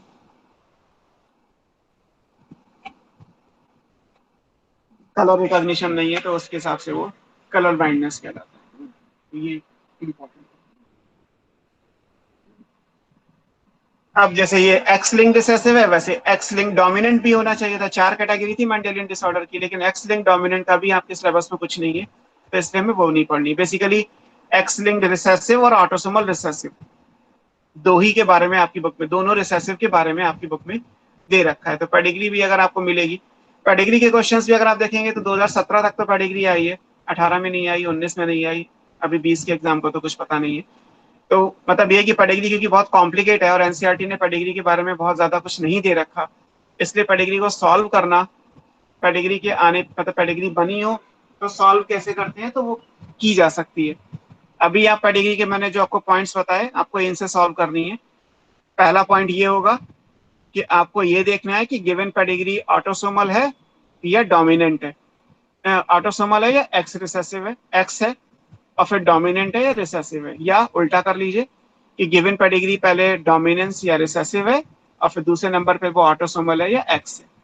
अगर वो एक्स होगी तो फिर फीमेल के लिए आपको ये भी पता करना होगा कि फीमेल कैरियर है या फीमेल डिजीज है ना। बट ये केवल तभी कैटेगरी आएगी जब वो एक्स लिंक्ड रिसेसिव होगा। तो इन 3 पॉइंट से ही पेडिग्री सॉल्व हो जाती है ना। आप कोशिश करेगा करने की तो हो जाएंगी, जो क्योंकि पेडिग्री का कोई रूल कहीं लिखे नहीं है कि जो मैं आपको लिख के या हिंट दे के दे दूं। आप जब सॉल्व करेंगे तो उसके हिसाब से ही आपको मिलेगा। इसके अलावा बुक में लास्ट में सबसे दे रखा है वो 3 पॉइंट्स, वो 3 डिसऑर्डर के बारे में जो नॉन मेंडेलियन में आएंगे, उनमें रिपीट करने की जरूरत मैं समझता नहीं। डाउन सिंड्रोम दिया हुआ है, वो ट्राइसोमी ऑफ 21 है, ये मैंने आपको पिछली क्लास में करा दिया था। 21 क्रोमोसोम पे एक क्रोमोसोम और आ जाएगा तो ट्राइसोमी बन जाएगा, 2n+1, यानी टोटल क्रोमोसोम नंबर हो गया 2n=47 रादर देन 46। बस आपको याद ये रखना है कि डाउन सिंड्रोम के जो कैरेक्टरिस्टिक्स एनसीईआरटी में दिए हैं वो जरूर याद कर लीजिएगा। वहां पे लिखा है कि अफेक्टेड इंडिविजुअल जैसे थोड़ा छोटा होता है, बौना होता है, शॉर्ट स्ट्रेचर्ड होता है ना, उसका जो हेड होगा, फेस होगा वो राउंड होगा थोड़ा सा, है ना, टंग फरो हो जाती है, या क्लेफ्टेड पैलेट होते हैं, माउथ यूजुअली खुला रहता है, हमारे माउथ जैसे बंद हो जाते हैं जब बोलते नहीं है, तो उन पर्सन के माउथ पार्शली ओपन होते हैं। तो ऐसे कुछ करेक्टर्स आपको, फिजिकल है या साइकोमोटर डेवलपमेंट है या मेंटल रिटार्डेशन है, ये सारी चीजें तो आएंगी आएंगी। तो डाउन सिंड्रोम के कैरेक्टरिस्टिक्स, है ना, ऐसे भी क्वेश्चन आए कि कोई पर्सन इस टाइप के अपीयरेंस का है तो उसका जेनेटिक मेकअप क्या होगा, तो वो कैरेक्टर्स आपको पता होंगे, उस कैरेक्टर से आप सिंड्रोम पता कर लोगे और सिंड्रोम में उसका जीनोटाइप क्या आएगा, 2n=47, 45, 46, वो ट्राइसोमी है, मोनोसोमी है, तो आप आसानी से पता कर पाएंगे। ऐसे दूसरा दे रखा है line filter syndrome. Line filter syndrome में आपको पढ़ा था कि ट्राइसोमी ऑफ एक्स क्रोमोसोम है, मेल में एक एक्स क्रोमोसोम बढ़ जाएगा तो डबल एक्स वाई हो जाएगा, रादर देन एक्स वाई क्या होगा, डबल एक्स वाई। तो एक एक्स्ट्रा एक्स होने की वजह से क्या होगा, मेल में फीमेल के जो सेकेंडरी सेक्सुअल कैरेक्टरिस्टिक्स है वो आ जाएंगे, प्राइमरी नहीं। जैसे उस दिन समझाया था आपको कि मेल में ओवरी नहीं बन सकती, फीमेल में टेस्टिस नहीं बन सकते, तो टेस्टिस और ओवरी तो फिक्स्ड हैं। बस होगा ये कि सेकेंडरी सेक्सुअल कैरेक्टरिस्टिक फीमेल के मेल में आ जाएं in the case of Klinefelter syndrome, या किसी और केस में फीमेल के कैरेक्टर मेल में जैसे आ रहे हैं ऐसे मेल के कैरेक्टर फीमेल में भी जा सकते हैं। वो हमें पढ़ना नहीं है। लाइनफिल्टर में सेकेंडरी सेक्सुअल कैरेक्टरिस्टिक्स जो फीमेल के हैं वो मेल में आ जाएंगे due to having one extra X chromosome. और फिर वो कैरेक्टर्स क्या है, तो उनमें दे रखा है जैसे इंडिविजुअल स्टेराइल तो हो ही जाएगा, ओवरऑल मस्कुलाइन डेवलपमेंट भी होगा, बट फेमिनाइन डेवलपमेंट भी आएगा। जैसे उसमें एक इंपॉर्टेंट दे रखा है गाइनोमेस्टिया, इन लार्ज ब्रेस्ट, तो ब्रेस्ट का साइज मेल में बढ़ जाएगा। ये लाइनफिल्टर सिंड्रोम का कैरेक्टरिस्टिक फीचर है। एक थर्ड दे रखा है टर्नर सिंड्रोम, और टर्नर सिंड्रोम मोनोसोमी का एग्जाम्पल था 2n-1, उसमें एक क्रोमोसोम एक्स कम हो जाएगा ह्यूमन फीमेल से। तो टर्नर सिंड्रोम सिर्फ फीमेल में होगा, लाइनफिल्टर मेल में होगा। और क्योंकि डाउन सिंड्रोम 21st क्रोमोसोम है तो ऑब्वियस सी बात है कि वो तो मेल फीमेल दोनों में हो सकता है। 21st क्रोमोसोम तो ऑटोसोमल है ना, मेल फीमेल दोनों में आ जाएगा। सो डाउन सिंड्रोम दोनों में हो सकता है। टर्नर सिंड्रोम या टर्नर फीमेल्स के कैरेक्टर्स पढ़ेंगे तो फीमेल स्टेराइल हो जाएंगी, रूडिमेंट्री ओवरीज होंगी, सेकेंडरी सेक्सुअल कैरेक्टर्स कम हो जाएंगे, मेंस्ट्रुअल साइकिल नहीं होती है, उनके ब्रेस्ट का डेवलपमेंट प्रॉपर नहीं होता, मेंटल रिटार्डेशन भी निकल के आ जाता है। तो आपको जो कैरेक्टर्स दे रखे हैं बस वो पढ़ लीजिएगा, तो ये तीनों डिसऑर्डर जो नॉन मेंडेलियन है वो भी फॉलो हो जाएंगे। लास्ट में पेडिग्री दे रखा है एनसीईआरटी में। पेडिग्री के सिंबल आपको एनसीईआरटी से पढ़ने हैं, जो एक टेबल बनी हुई है कि पेडिग्री के कौन कौन से सिंबल्स होते हैं, बस वो एनसीईआरटी से एक बार देख लीजिएगा। जो गिवन पेडिग्री एनसीईआरटी में बनी है वो एक ऑटोसोमल रिसेसिव की है और एक ऑटोसोमल डोमिनेंट की है, वो याद रखिएगा। उसमें जो ऑटोसोमल डोमिनेंट की है वो मैंने आपको बताया कि वो मायोटोनिक डिस्ट्रॉफी की है। ऑटोसोमल रिसेसिव में सिकल सेल एनीमिया, वो ऑलरेडी आप पढ़ चुके हैं। ठीक है, जस्ट अ मिनट, मैं आ रहा हूँ।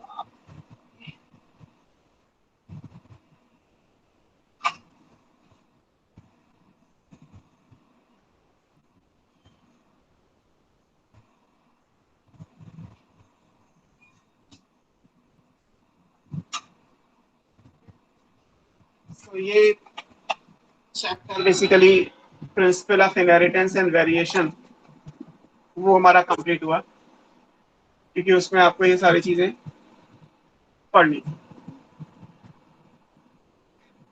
इंपॉर्टेंट चैप्टर है, मैंने आपको बताया स्टार्टिंग में 6 to 7 क्वेश्चंस का वेटेज यूजुअली आई रहता ही है इस चैप्टर के लिए, तो इसको अच्छे से करिएगा। अब हम नेक्स्ट चैप्टर पे जाते हैं। Next one is molecular basis of inheritance. किसी को भी डाउट है इस चैप्टर में जो फिलहाल अभी हम सॉल्व कर सकते हैं?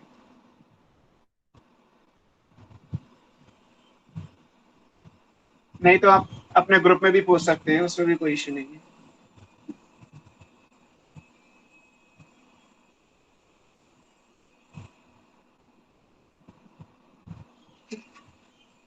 So our next topic is तो next बाकी chapter. सर जो होगा वो टेक्स्ट कर देंगे ना आपको? हाँ, कोई भी चीज अगर ऐसी हो तो आप टेक्स्ट कर सकते हैं, और यूजुअली मैं कॉल पिक कर लेता हूँ। अभी तो लॉकडाउन में कहीं जाना नहीं है, अनटिल अनलेस किसी क्लास में बिजी नहीं हो तो किसी को ओके सर, कॉल वॉल पे भी डिस्कस करना है तो आप कर सकते हैं। Okay sir, manageable. Thank you sir. Okay. So our next chapter is molecular basis of inheritance. Molecular basis का मतलब अभी तक जैसे हमने पढ़ा, कुछ क्वेश्चन ऐसे भी होते हैं ना, एक्चुअली एग्जाम में जब क्वेश्चंस आते हैं ना तो कोई डिफाइन नहीं होता कि ये इस जगह से लिया ही गया है एवरी टाइम। जैसे मैं आपको बहुत सिंपल वे में पढ़ाऊं, अगर सिर्फ क्वेश्चन आता है कि फिजिकल बेसिस ऑफ इनहेरिटेंस क्या है, जैसे आपके चैप्टर का नाम है मॉलिक्यूलर बेसिस ऑफ इनहेरिटेंस, तो क्रोमोसोम्स को फिजिकल बेसिस ऑफ इनहेरिटेंस कहा जाता है बिकॉज क्रोमोसोम्स फिजिकल प्रूफ की फॉर्म में सेल डिवीजन के टाइम पे मेटाफेज पे स्टडी किए जाते हैं। तो क्रोमोसोम, आपको पता है कि क्रोमोसोम इनहेरिटेंस की यूनिट है, इसलिए आप क्रोमोसोम को फिजिकल बेसिस ऑफ इनहेरिटेंस बोलते हैं। हालांकि जब आप क्रोमोसोम का स्ट्रक्चर पढ़ते हैं तो उसमें आपको पढ़ाया जाता है कि केवल डीएनए जो है वो एक मॉलिक्यूल है और वो इनहेरिटेंस के लिए रिस्पॉन्सिबल है, प्रोटीन इनहेरिटेंस के लिए रिस्पॉन्सिबल नहीं होती, आरएनए भी रिस्पॉन्सिबल नहीं होता। सो अगर क्वेश्चन आता है कि केमिकल बेसिस ऑफ इनहेरिटेंस, तो फिर उसका आंसर आएगा DNA. DNA is the chemical compound deoxyribonucleic acid, और फिर वो केमिकल बेसिस ऑफ इनहेरिटेंस कहलाता है। फिर हमें ये भी पता है, जो हम इस चैप्टर में पढ़ते हैं, कि सारा डीएनए भी वर्क नहीं करता। आप आगे इस चैप्टर में बहुत सारी चीजें पढ़ोगे, लाइक एक्सॉन, इंट्रॉन, फिर उसमें अनट्रांसलेटेड रीजन, ये सारे वर्ड इस चैप्टर में एनसीईआरटी में है। इसका मतलब पूरा डीएनए जो है काम का नहीं होता, कुछ पोर्शन डीएनए का ऐसा होगा जो इनहेरिटेंस के लिए रिस्पॉन्सिबल होगा, तो that portion is called gene. तो जीन को आप मॉलिक्यूलर बेसिस ऑफ इनहेरिटेंस बोलते हैं, जो चैप्टर का नाम भी दिया गया। और जीन क्योंकि फंक्शनल बेसिस पे है, जीन का मतलब अभी हमने डेफिनेशन में लिखा, एक छोटा सा न्यूक्लियोटाइड का सीक्वेंस जो प्रोटीन बनाने के लिए रिस्पॉन्सिबल हो, तो उसको मॉलिक्यूलर या फंक्शनल बेसिस ऑफ इनहेरिटेंस बोल दिया जाता है ना। तो मतलब फिजिकल बेसिस अलग हो गया, केमिकल बेसिस अलग हो गया, फंक्शनल बेसिस ऑफ इनहेरिटेंस अलग हो गया। और फिर जब आप जीन को भी अलग अलग पढ़ोगे इस चैप्टर के लास्ट में, तो वहां लिखा है कि structural gene, those are called cistron. तो सिस्ट्रॉन अलग होता है, रिकॉन अलग होता है, म्यूटॉन, मतलब जीन के भी 3 अलग अलग पार्ट होते हैं। उन तीनों को भी इनहेरिटेंस के हिसाब से अलग अलग डिफाइन किया गया। तो इसलिए मैंने आपको शुरू में कभी बोला था कि जो चीज हम सेल में देख सकते हैं, हमें पता तो है कि सेल में जहां डीएनए है, उस डीएनए के अंदर ही कहीं जीन होगा, और जीन में ही कहीं अंदर सिस्ट्रॉन वाला जीन प्रेजेंट होगा जो काम कर रहा है। बट ये चीज हम देख नहीं सकते, ये सिर्फ समझ सकते हैं। और अगर आप सिस्ट्रॉन का स्ट्रक्चर पढ़ रहे हैं, लाइक कि वो एडेनिन, थायमिन, ग्वानिन, साइटोसिन के सीक्वेंस से बना, तो जब आप मॉलिक्यूलर लेवल पे किसी चीज को पढ़ोगे, तो आपका फिजिकल अपीयरेंस छूट जाएगा, है ना। तब आपको फिर क्रोमोसोम नहीं दिखाई देगा, क्योंकि आप इतना ज्यादा इलेक्ट्रॉन माइक्रोस्कोप को यूज कर चुके हैं कि क्रोमोसोम की आइडेंटिटी खत्म हो गई। आपको सिर्फ अब केवल एडेनिन, ग्वानिन, साइटोसिन, थायमिन के स्ट्रक्चर्स दिखाई दे रहे हैं, उनमें डबल बॉन्ड कहाँ पे है, सिंगल बॉन्ड कहाँ पे है, अरेंजमेंट कैसा है मॉलिक्यूल का, किस एंगल पे कौन सा एटम है, ये सब दिखाई देता है। तो इसलिए ये 2 चैप्टर बिल्कुल अलग अलग होते हैं। अब हम जब मॉलिक्यूलर बेसिस पढ़ेंगे, तो हम ये मान तो लेंगे कि ये सब कुछ क्रोमोसोम और डीएनए को लेके हो रहा है, बट एक्चुअली वो जीन के हिसाब से पढ़ा है। इसीलिए इस चैप्टर की शुरुआत में लिखा है कि जब मेंडल ने अपना कॉन्सेप्ट दिया था in terms of factor, Mendel ने कहा कि each character is govern by a pair of unit factor. तो उस टाइम पे बहुत क्लियर नहीं थे वो एक्चुअली कि वो फैक्टर कहाँ प्रेजेंट होंगे। धीरे धीरे जेनेटिक मटेरियल का नेचर पता चलता गया। न्यूक्लिन वर्ड से न्यूक्लियस आया, न्यूक्लियस की डिस्कवरी हो गई, न्यूक्लियस में क्रोमैटिन मटेरियल पता चला, सेल डिवीजन पता चला जिसमें क्रोमैटिन कंडेंस होके क्रोमोसोम बनता है। क्रोमोसोम की केमिस्ट्री से पता चला कि डीएनए एक्चुअली वो केमिकल कंपाउंड है जो इनहेरिटेंस के लिए रिस्पॉन्सिबल होता है। तो डीएनए जो जेनेटिक मटेरियल है, वो फिर मोस्ट ऑफ द ऑर्गेनिज्म के लिए, क्योंकि शुरू में तो यही माना गया था कि DNA is the genetic material, बाद में वायरस की डिस्कवरी हुई, आरएनए वायरस की, रेट्रोवायरस, तो आरएनए भी जेनेटिक मटेरियल बन गया। और फिर जब प्रियॉन्स की डिस्कवरी हुई, तो पता चला कि प्रोटीन के पार्टिकल भी रेप्लिकेट कर लेते हैं, हालांकि कैसे करते हैं वो अभी तक किसी को नहीं पता, but protein is also the genetic material in case of prions. RNA is the genetic material in case of virus only. In case of organism, क्योंकि हम वायरस को ऑर्गेनिज्म नहीं मानते, अगर आप एक आर्की बैक्टीरिया से हायर प्लांट, एनिमल, फंगी तक जाएंगे, तो no doubt DNA is the genetic material. तो इस चीज को समझाया गया है आपकी बुक में इंट्रोडक्टरी पैराग्राफ में। और फिर जो पहला हेडिंग दे रखा है, पहला जो सेक्शन दे रखा है, that correlates with DNA, DNA के बारे में। और डीएनए के बारे में बहुत सारी चीजें आपने बायोमॉलिक्यूल्स में भी कवर अप किया होगा, क्योंकि डीएनए का स्ट्रक्चर क्या है, उसमें बेसिक स्ट्रक्चर जो डीएनए का प्राइमरी स्ट्रक्चर कहलाता है, वो बायोमॉलिक्यूल्स में ऑलरेडी गिवन। मैं सिर्फ आपको हिंट कर देता हूं, आपको डीएनए का स्ट्रक्चर मिल जाएगा। Chapter is molecular basis of inheritance.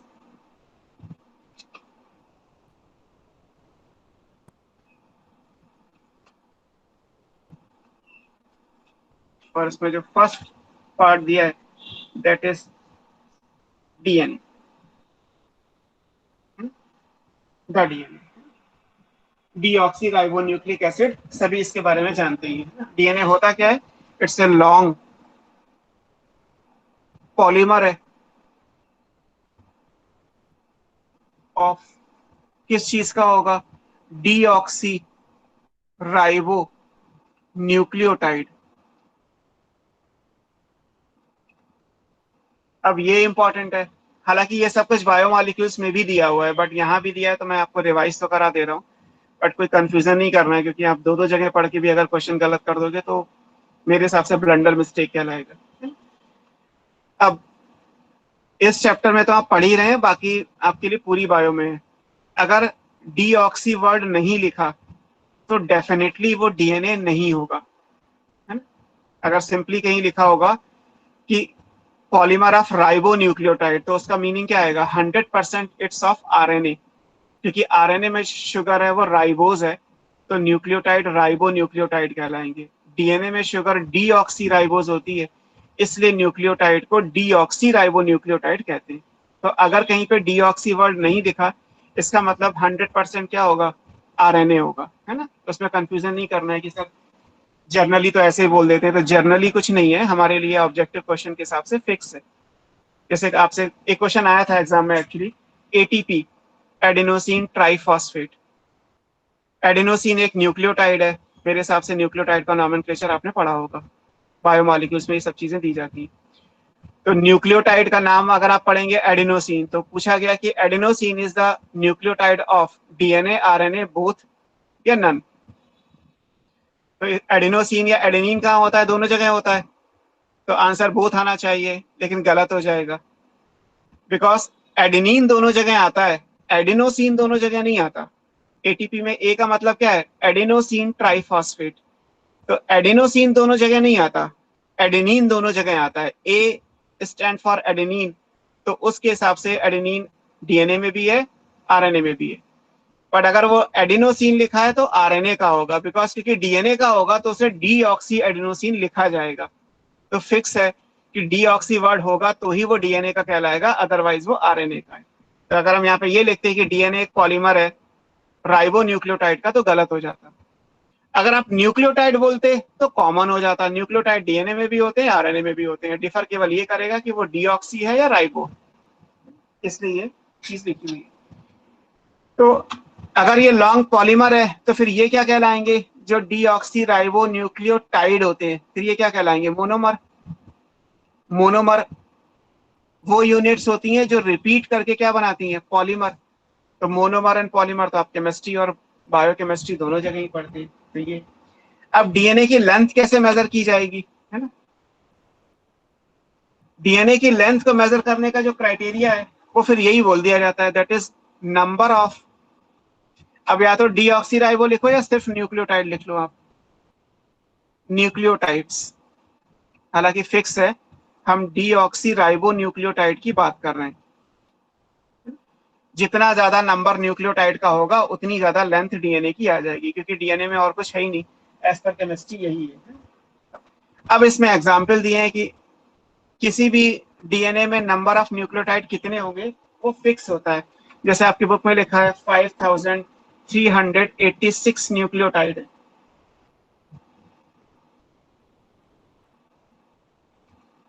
इन ये किसमें, 5 into 174 बैक्टीरियोफेज। बैक्टीरियोफेज वायरस है, बायोलॉजिकल क्लासिफिकेशन में वायरस के बारे में दिया है। तो ये वायरस ऐसा है 5 into 174 फेज, जिसके अंदर नंबर ऑफ न्यूक्लियोटाइड कितना है, 5386। फिक्स है ना, एक कम ना एक ज्यादा। अब ये भी इंपॉर्टेंट है कि 5 into 174 का जेनेटिक मटेरियल कैसा होता है, डबल स्टैंडर्ड डीएनए या सिंगल स्टैंडर्ड डीएनए। ये होता है सिंगल स्टैंडर्ड डीएनए। तो एक ये भी इश्यू आ गया। अब मान लीजिए आपसे ये कहा जाए कि 5 into 174 में नंबर ऑफ न्यूक्लियोटाइड कितने हैं, 5386।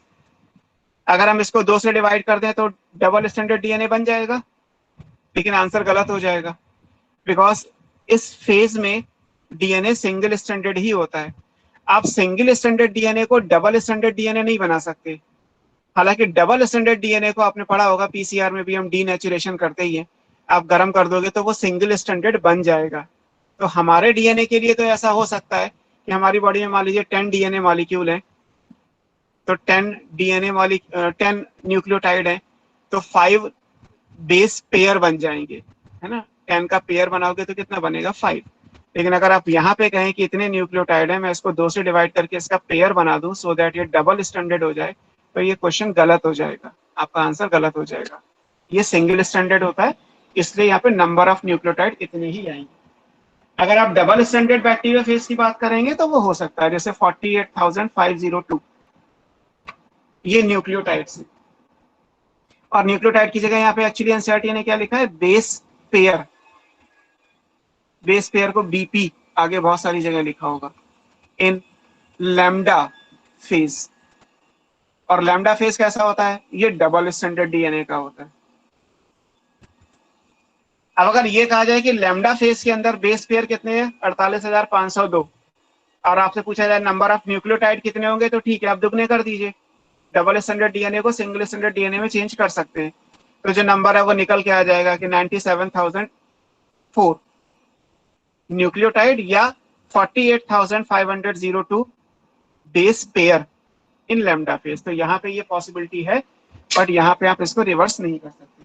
ई कोलाई का तो कई बार आएगा, 4.6 इंटू 10⁻⁶ या 4.6 मिलियन हो जाएगा बेस पेयर इन ई कोलाई।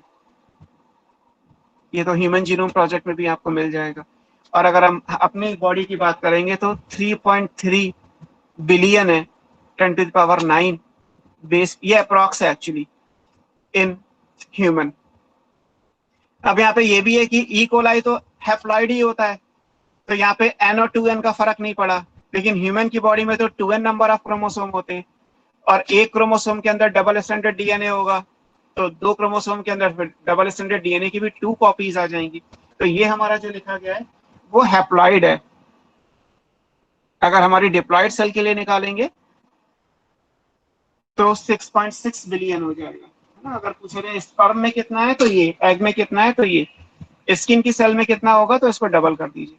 ऐसे ई कोलाई में कहा जाए कि डिप्लॉइड कंटेंट कितना होगा, तो आप इसको 2.3 नहीं कर सकते, बिकॉज ई कोलाई में डिप्लॉइड हो ही नहीं सकता, ई कोलाई हैप्लॉइड ही होता है ना। तो लेंथ से हम पता कर लेते हैं कि डीएनए का मॉलिक्यूल कितना बड़ा है, और लेंथ का फंडा सिर्फ ये है कि जितने ज्यादा न्यूक्लियोटाइड या बेस पेयर, हर जगह बेस पेयर आएगा, जहां जहां डबल स्टैंडर्ड डीएनए आरएनए आप पढ़ोगे वहां बेस पेयर वर्ड लिखा होगा, जहां जहां सिंगल स्टैंडर्ड डीएनए या आरएनए होगा वहां न्यूक्लियोटाइड लिखा होगा, बेस पेयर नहीं लिखा होगा। सिंपल सा लॉजिक है, याद रखिए। अब इसके बाद दे रखा है डीएनए का प्राइमरी स्ट्रक्चर, जो बायोमॉलिक्यूल में आपको पढ़ाया जाता है। प्राइमरी स्ट्रक्चर का मतलब है एक पॉली डीऑक्सी राइबोन्यूक्लियोटाइड चेन।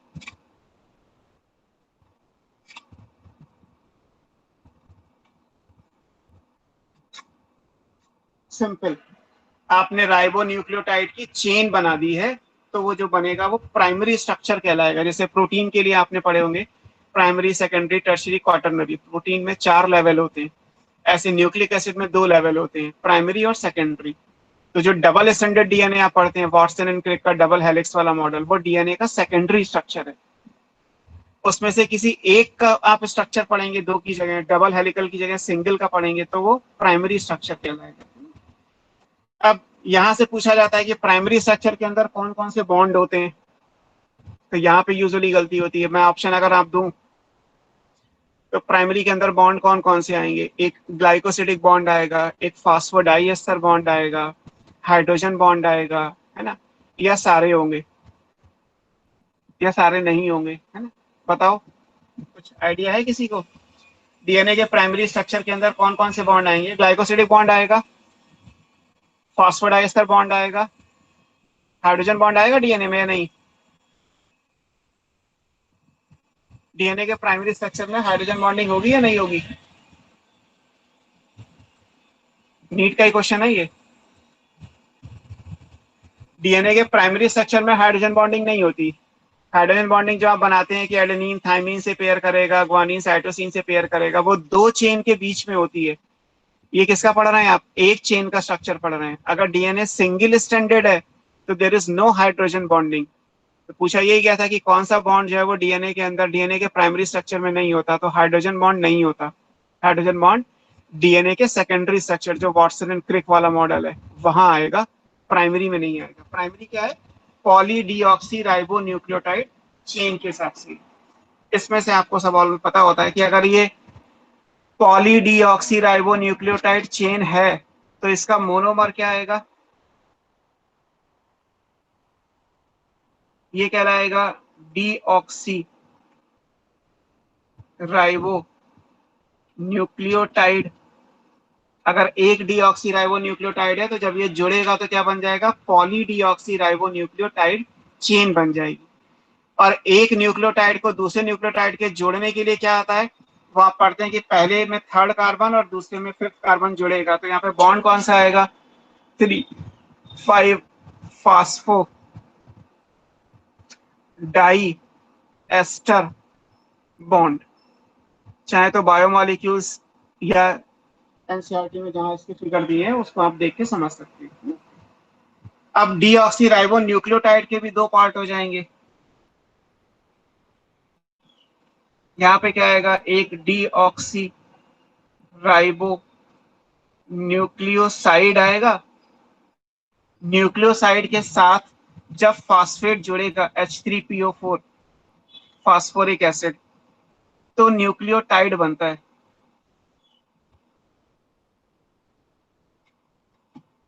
जब ये जुड़ेंगे तब क्या बनेंगे? तब डीऑक्सी न्यूक्लियोटाइड बनते हैं। और एक न्यूक्लियोसाइड से फास्फेट को जोड़ने के लिए जो बॉन्ड आएगा वो बॉन्ड कौन सा है यहाँ पे?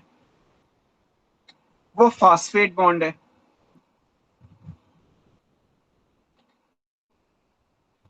ये फास्फोडाइएस्टर है। ये फास्फेट जब इससे जुड़ेगा तो ये बनेगा, और ये अपने जैसे मॉलिक्यूल से जुड़ेंगे बाई दिस बॉन्ड तो ये बन जाएगा। एक न्यूक्लियोसाइड को अगर आप तोड़ोगे तो आपको क्या मिलता है? नाइट्रोजनस बेस और शुगर। और डीएनए की शुगर तो फिक्स है, डीऑक्सी राइबोज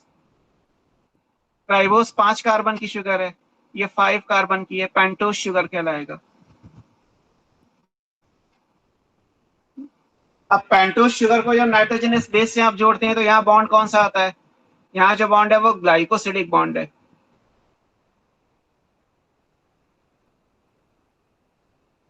और नाइट्रोजनस बेस तो सबको पता ही है कि ये दो टाइप के हैं, प्यूरीन और पायरिमिडीन। प्यूरीन पायरिमिडीन के जो केमिकल स्ट्रक्चर है वो बायोमॉलिक्यूल्स में है। प्यूरीन में एडेनिन आएगा और ग्वानिन आएगा, पायरिमिडीन में साइटोसिन आएगा, थाइमीन आएगा। और अगर आरएनए है तो आरएनए में यूरेसिल आएगा, है ना।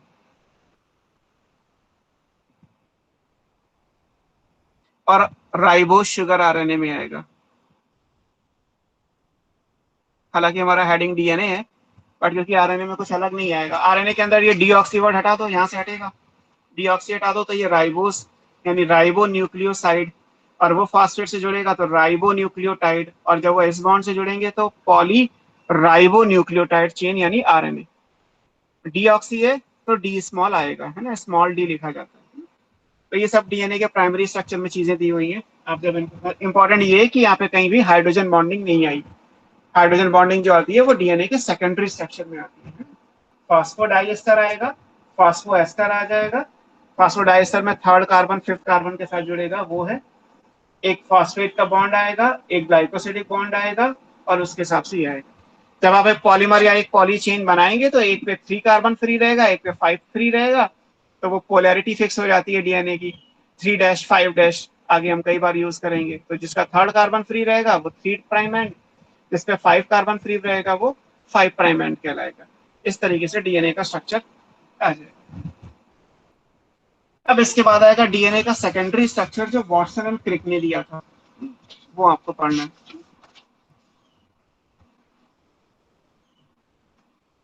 सेकेंडरी स्ट्रक्चर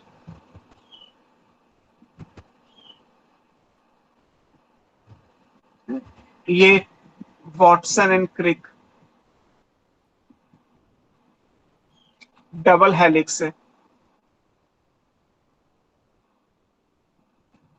तो वॉटसन एंड क्रिक का जो डबल हेलिकल मॉडल आप पढ़ते हैं, जिसको हम सिंपली जब भी कभी डीएनए बोला जाएगा ना उसका मतलब होगा डबल स्ट्रैंडेड डीएनए, जो भी आप पढ़ने वाले हो।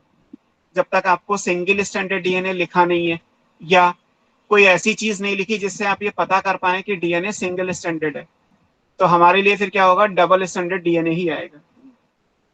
मतलब किसी भी जगह पे ना मेंशन हो तो जो सबसे कॉमन चीज है वो।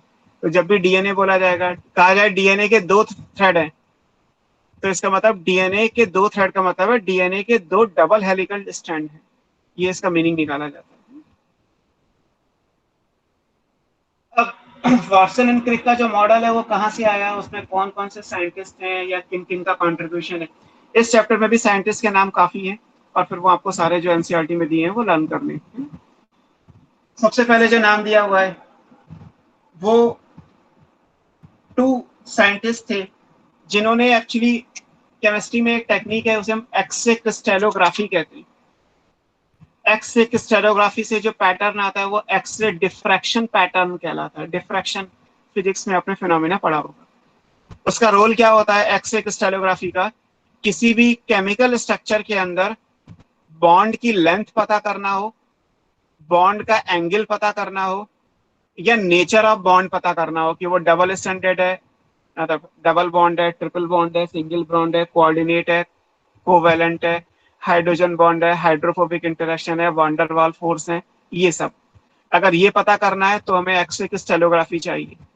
फिर आपने पढ़ा होगा कार्बन कार्बन के बीच में सिंगल बॉन्ड की लेंथ इतनी है, कार्बन हाइड्रोजन के बीच में बॉन्ड की लेंथ कम होती है, हाइड्रोजन ऑक्सीजन के बीच में बॉन्ड की लेंथ और कम होती है। तो बॉन्ड की लेंथ पता करनी हो तो उसके लिए ये टेक्निक चाहिए। और जैसे एक सिंपल वे में कहा जाए कि मीथेन का जब स्ट्रक्चर आप बनाते हैं तो आप ये कहते हैं कि मीथेन में जो कार्बन है वो टेट्राहेड्रल केज स्ट्रक्चर के साथ है, तो जो बॉन्ड एंगल आएगा एक, वो भी इसी टेक्निक से पता किया जाता है। तो किसी भी मॉलिक्यूल्स में bond length, bond angle, distance between the atom and the nature of bond, ये सब पता करने के लिए टेक्निक एक्स-रे क्रिस्टलोग्राफी। तो 2 साइंटिस्ट थे, मॉरिस विल्किंस और Rosalind Franklin. Rosalind Franklin lady थी। तो इन दोनों ने एक्चुअली एक्स-रे क्रिस्टलोग्राफी को यूज करते हुए adenine, guanine, cytosine, thymine, uracil, phosphoric acid, ribose sugar, deoxyribose, इन सब का एक्स-रे क्रिस्टलोग्राफिक डेटा दिया था। इस टेक्निक को यूज करके इन मॉलिक्यूल्स का डेटा दिया था। With due permission Watson and Crick ने इस डेटा को यूज किया और यहां से एक मॉडल बनाया, उसको बॉल एंड स्टिक मॉडल का नाम दिया। डीएनए में कौन कौन से एटम आएंगे, carbon, hydrogen, oxygen, nitrogen, phosphate, 5 आएंगे। 5 कलर की बॉल ले ली जो 5 कलर के स्ट्रक्चर या एटम को रिप्रेजेंट करती है। अलग अलग लेंथ की स्टिक ले ली क्योंकि पता है कि कार्बन कार्बन के बीच में बॉन्ड की लेंथ कितनी है, कार्बन हाइड्रोजन के बीच में बॉन्ड की लेंथ कितनी है, हाइड्रोजन ऑक्सीजन के बीच में बॉन्ड की लेंथ कितनी है, तो अलग अलग स्टिक ले ली। और जैसा एंगल दिया था कि कार्बन और हाइड्रोजन के बीच में इतना एंगल होता है, तो उतने एंगल पे बॉल और स्टिक को जोड़ दिया। आप गूगल पर डालोगे तो बॉल एंड स्टिक मॉडल आपको दिख जाएगा, वो जो एक्चुअली 1953 में वाटसन एंड क्रिक ने बनाया था। तो नॉलेज यानी डेटा तो किसी और ने दिया था, उसका प्रैक्टिकल यूज करके जो मॉडल बनाया वो वाटसन एंड क्रिक ने बनाया। जब नोबेल लॉरेट की बात आई तो रोजलैंड फ्रैंकलिन की डेथ हो चुकी थी उस टाइम पे, इसलिए नोबेल प्राइज फिर 3 लोगों को दिया गया रादर देन 4। मॉरिस विल्किंस थे, वाटसन एंड क्रिक थे, रोजलैंड फ्रैंकलिन उस टाइम पे नहीं थी। तो आपको ये अलग अलग याद रखना है। और फिर एक चारगाफ का नाम आएगा, एडविन चारगाफ, जिन्होंने कॉम्प्लीमेंटेरिटी बेस्ड पेयर का रूल दिया था कि एडेनिन थाइमिन के साथ पेयर करेगा और ग्वानिन साइटोसिन के साथ पेयर करेगा। यही रूल पॉसिबल है और कोई रूलिंग नहीं हो सकती। तो 5 पर्सन के नेम आपकी बुक में आपको यहाँ पे मिल जाएंगे, है ना। एक जो नाम आएगा वो सबसे पहले जो नाम आएगा वो मॉरिस विल्किंस का,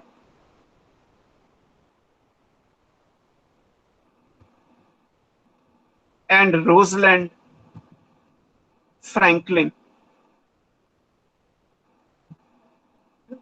इनका नाम आएगा। इन दोनों ने एक्स-रे डिफ्रैक्शन या इसको x-ray crystallography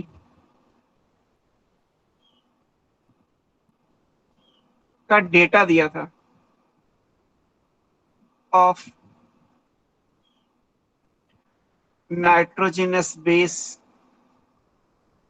sugar and phosphate, इन सब का डेटा दिया था। अब इस डेटा को यूज करते हुए James Watson and Francis Crick using X-ray diffraction data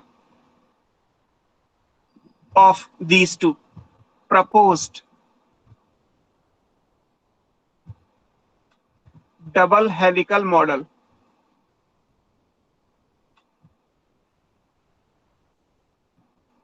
of DNA, ये बॉल एंड स्टिक मॉडल कहलाता है।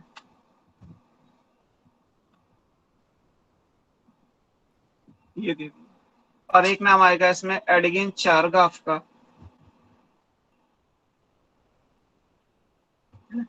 इनका नाम आएगा।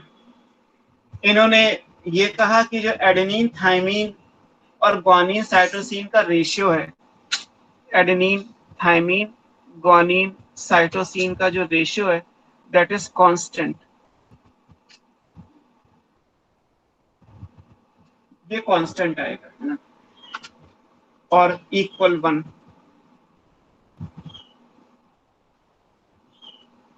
एटीजीसी का जो रेशियो है एडेनिन, थाइमिन, ग्वानिन, साइटोसिन का, ये हर स्पीशीज का कांस्टेंट आता है या इक्वल आता है।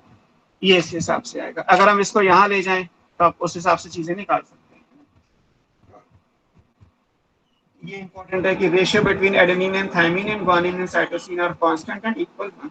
तो ये 5 साइंटिस्ट के कंट्रीब्यूशन से जो मॉडल या जो स्ट्रक्चर बन के आएगा वो वाटसन एंड क्रिक का मॉडल कहलाएगा। जो इंपॉर्टेंट फीचर्स हैं वो आप देख सकते हैं कि जो सेलिएंट फीचर्स आएंगे वो क्या क्या हैं।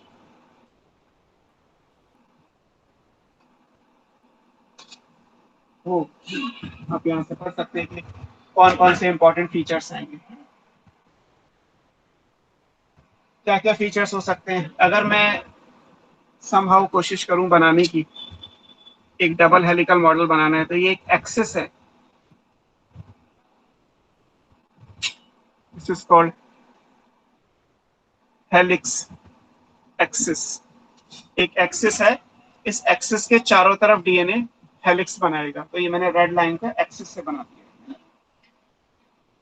Just a minute,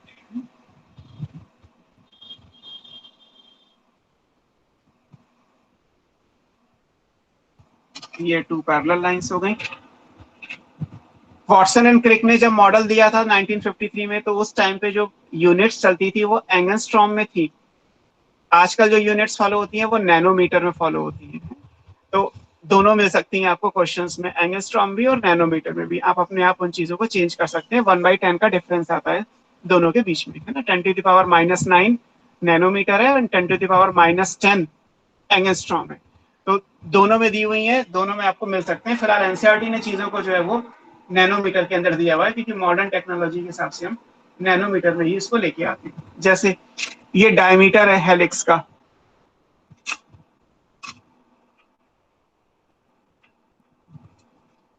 helix diameter. अब मैं एक बार तो लिख दे रहा हूं, ये 2 नैनोमीटर है या 20 एंगस्ट्रॉम है। इसके बाद आप जैसे चाहे वैसे चेंज कर लीजिएगा। अब इस डायमीटर पे ये हेलिक्स आएगा लाइक दिस।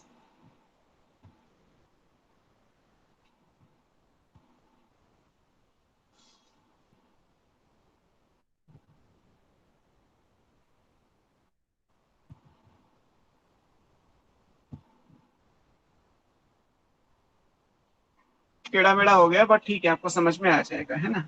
अब ये 2 स्ट्रैंड है, दोनों की पोलैरिटी फिक्स है यहाँ से लेके यहाँ तक। अगर हम पहले वाले की पोलैरिटी बनाएंगे तो मान लेते हैं कि अगर एक 3 है तो एक 5 आएगा, फिर अगर एक 5 है तो एक 3 आएगा। आप सेंटेंस से पढ़ेंगे तो ये 2 डीएनए मतलब पॉलीडीऑक्सीराइबो न्यूक्लियोटाइड चेन है, जो आपने प्राइमरी स्ट्रक्चर में पढ़ा। Running anti parallel to each other, दोनों एक दूसरे के अपोजिट है। एक 3 to 5 है तो एक 5 to 3 है, और दोनों चेन को जो है वो हेलिक्स की फॉर्म में, एक एक्सिस है उसके ऊपर दोनों चेन को आपने कॉइल करा दिया। तो उस हिसाब से ये डबल हेलिकल का मॉडल बन है। तो there are 2 polydeoxyribonucleotide chain running anti parallel to each other. Anti parallel का मतलब है one is 3 to 5 and other is 5 to 3। तो आप उस चीज को लिख सकते हैं। जैसे मैं यहाँ पे अगर इन शॉर्ट लिख दूं तो यहाँ पे 2 poly deoxy ribo nucleotide chains हैं रनिंग एंटी पैरेलल, एक 3 to 5 और एक 5 to 3, तो ये दो चेन बना दी गई इसके हिसाब से आगे। अब इस चेन के अंदर क्या है, जब ये चेन बनेगी तो यहाँ पे अलग अलग ग्रुप बन जाएंगे, जैसे एक यहाँ पे ये डिप्रेशन है यहाँ से यहाँ तक का, इससे बना लीजिए,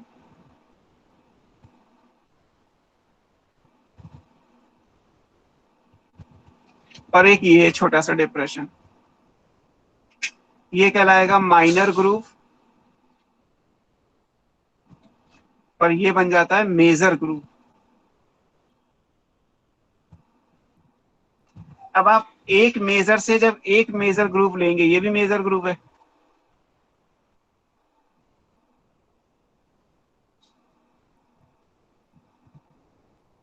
तो जो एक मेजर से एक मेजर ग्रुप लेंगे ये कहलाता है वन टर्न कंप्लीट है। इसको पिच बोला जाता है of helix.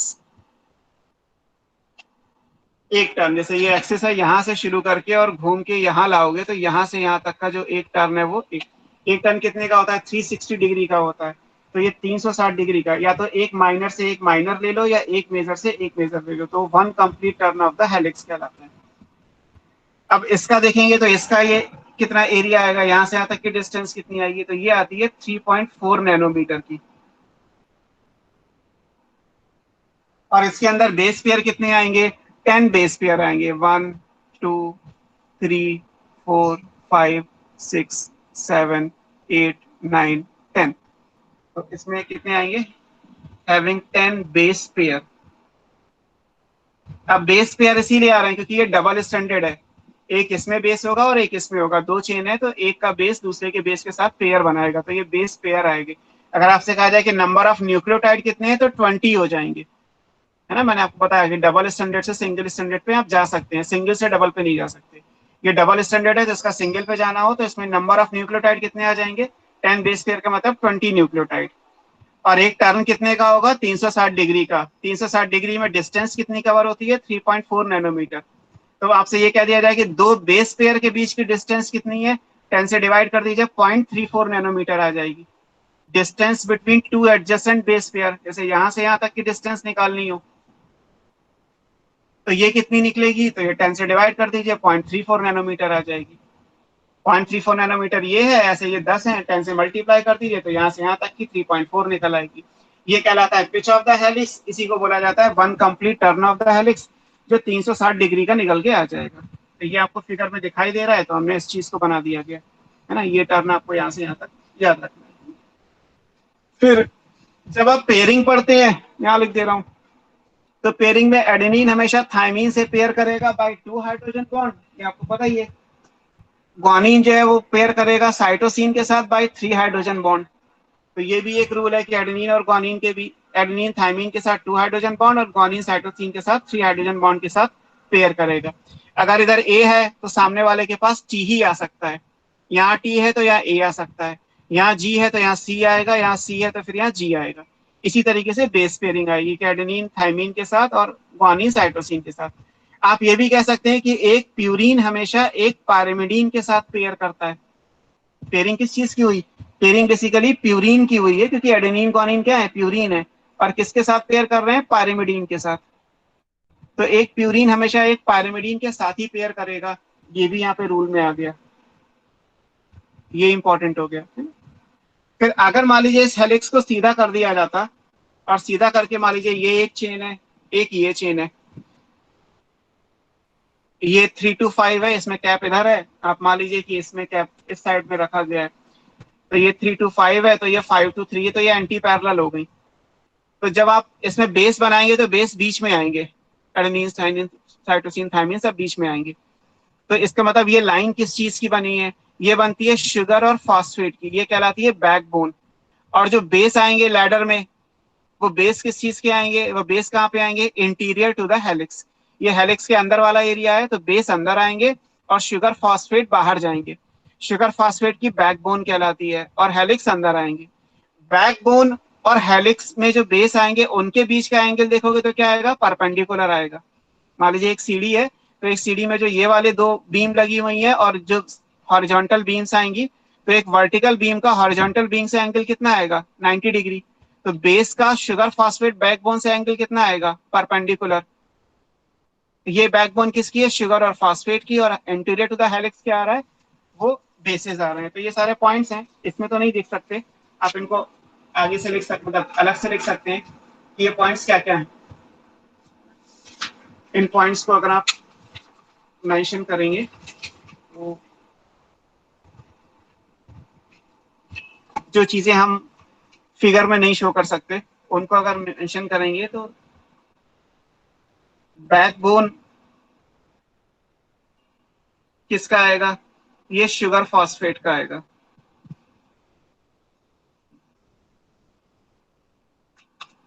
Interior two the helix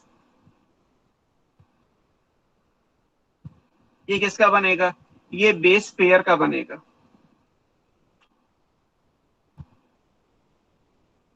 angle between base pair and backbone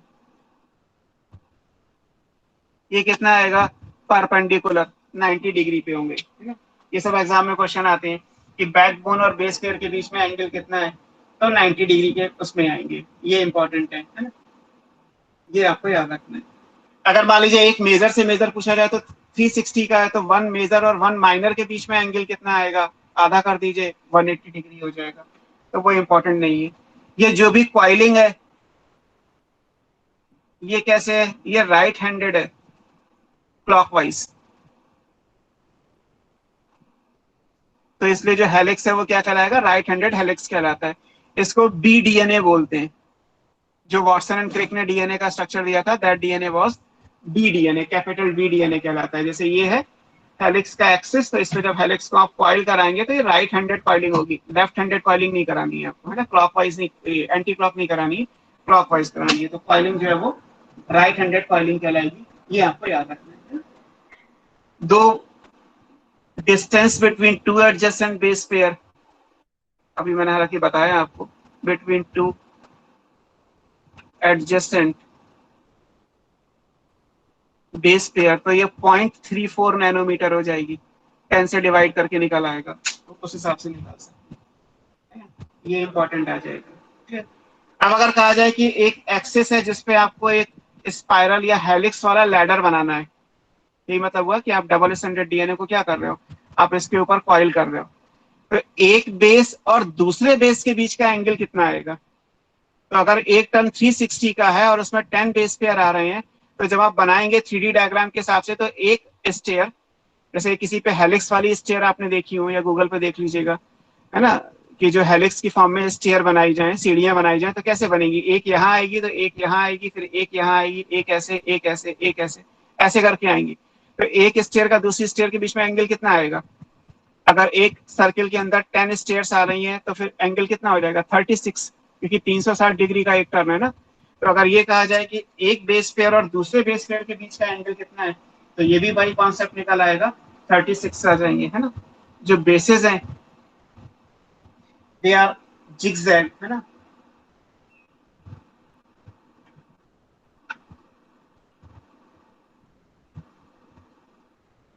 zigzag fashion में आएंगे, है ना। और ये कितना आएगा, 36 डिग्री टू ईच अदर।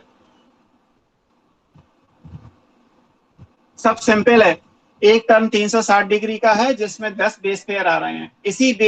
इसी लाइन से आप 4 क्वेश्चन बना लीजिए कि एक बेस पेयर के बीच की डिस्टेंस कितनी है, दो बेस पेयर के बीच का एंगल कितना है, बैकबोन और बेस के बीच का एंगल कितना है, बैकबोन है किस चीज की, और अंदर की तरफ क्या आ रहा है, बाहर की तरफ क्या जा रहा है, सब यहाँ से निकल के आ जाए। और जो हाइड्रोजन बॉन्ड का केस है वो मैंने आपको बता ही दिया। फिर इसमें एक चारगाफ रूल जो मैंने अभी आपको बताया, वो भी चीजें आ जाती हैं। इसको अलग अलग तरीके से लिखा जा सकता है। अलग अलग तरीके से ये इन्होंने ये भी दिया था कि किसी भी डीएनए के अंदर जो अमाउंट ऑफ प्यूरिन होगा,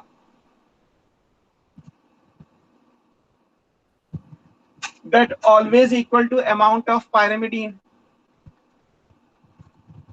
जब ये फिक्स है कि एडेनिन थायमीन के साथ ही पेयर करेगा, तो जितना एडेनिन होगा उतना ही तो थायमीन आएगा, खाली तो छूट नहीं सकता क्योंकि डीएनए डबल स्टैंडर्ड है। तो ए के सामने टी आएगा ही आएगा या टी के सामने ए आएगा ही आएगा। ऐसे जितना जी होगा उतना सी होगा, और जितना सी होगा तो उतना जी भी होगा। तो ये रूल बन गया कि amount of purine amount of pyrimidine के बराबर होगा। इस बात को ऐसे भी लिख सकते हो, प्यूरिन होते हैं एडेनिन ग्वानिन, तो इसका मतलब ए प्लस जी सी प्लस टी के बराबर होगा। पूरे डबल स्टैंडर्ड डीएनए में अगर एडेनिन 30 है ग्वानिन 30 है तो फिर 30 ही एडेनिन 30 है तो थायमिन भी तो 30 ही होंगे, ग्वानिन 30 है तो साइटोसिन भी 30 होंगे। तो अगर ये 60 है तो ये भी 60 है, ये दोनों प्यूरिन है ये दोनों पायरिमिडीन है, तो ये इस वैल्यू को इधर ले आइए तो A plus G upon C plus T equals to 1 आ जाएगा। आप इसी बात को चारगाफ रूल को जैसे चाहे वैसे लिख सकते हो ना। इंपॉर्टेंट ये है कि इसको किस किस तरीके से एग्जाम में पूछा गया। सारे चारगाफ रूल ही तो है। प्यूरिन और पायरिमिडीन का अमाउंट बराबर होगा। प्यूरिन होते हैं 2 A plus G, cytosine thymine है पायरिमिडीन, तो A plus G equals to C plus T वाली बात आ गई। और अगर आप सी प्लस टी को इधर ले आइए तो ये 1 आ जाएगा। तो इस तरीके से सारी बातें निकल के आएंगी। तो ये भी सब चारगाफ रूल के अंदर निकल के आती है। ये हो गया हमारे पास डीएनए का स्ट्रक्चर, है ना। इसमें मैंने आपको जो ये बी डीएनए बताया है, वॉटसन एंड क्रिक ने जो डीएनए मॉडल दिया था वो बी डीएनए कहलाता है। और बी डीएनए कैसा होता है? राइट हैंडेड होता है। बस आपको एक एक्सेप्शन केस है, एक आपको लेफ्ट हैंडेड डीएनए भी होता है।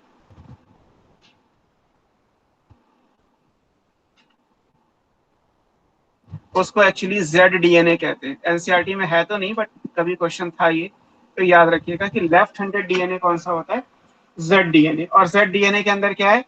12 बेस पेयर पर टर्न आते हैं। तो बाकी चीजें अपने आप निकल आएंगी। एक टर्न के अंदर 360 डिग्री के एक टर्न के अंदर 12 बेस पेयर आएंगे। जैसे यहाँ लिखा है कि एक टर्न के अंदर 10 बेस पेयर आते हैं। एक टर्न की डिस्टेंस तो फिक्स है 3.4 नैनोमीटर। 12 से डिवाइड कर दीजिए तो इसके लिए अलग निकल आएगी वैल्यू। आप ये लाइन याद रखेंगे तो अपने आप आपके क्वेश्चंस हो जाएंगे। अब इसके बाद टॉपिक बुक में दिया है पैकेजिंग ऑफ हेलिक्स, कि डीएनए की पैकेजिंग कैसे होती है ना। एक्चुअली ये मेरे हिसाब से तो सेल में ही होना चाहिए टॉपिक, बट दिया यहाँ पे पैकेजिंग ऑफ डीएनए हेलिक्स। अगर आप सेल को रेस्टिंग फेज में देखोगे तो आपको क्रोमैटिन दिखाई देता है। सेल में आपने पढ़ा होगा न्यूक्लियस के अंदर जो मटेरियल है वो क्या है? क्रोमैटिन मटेरियल है।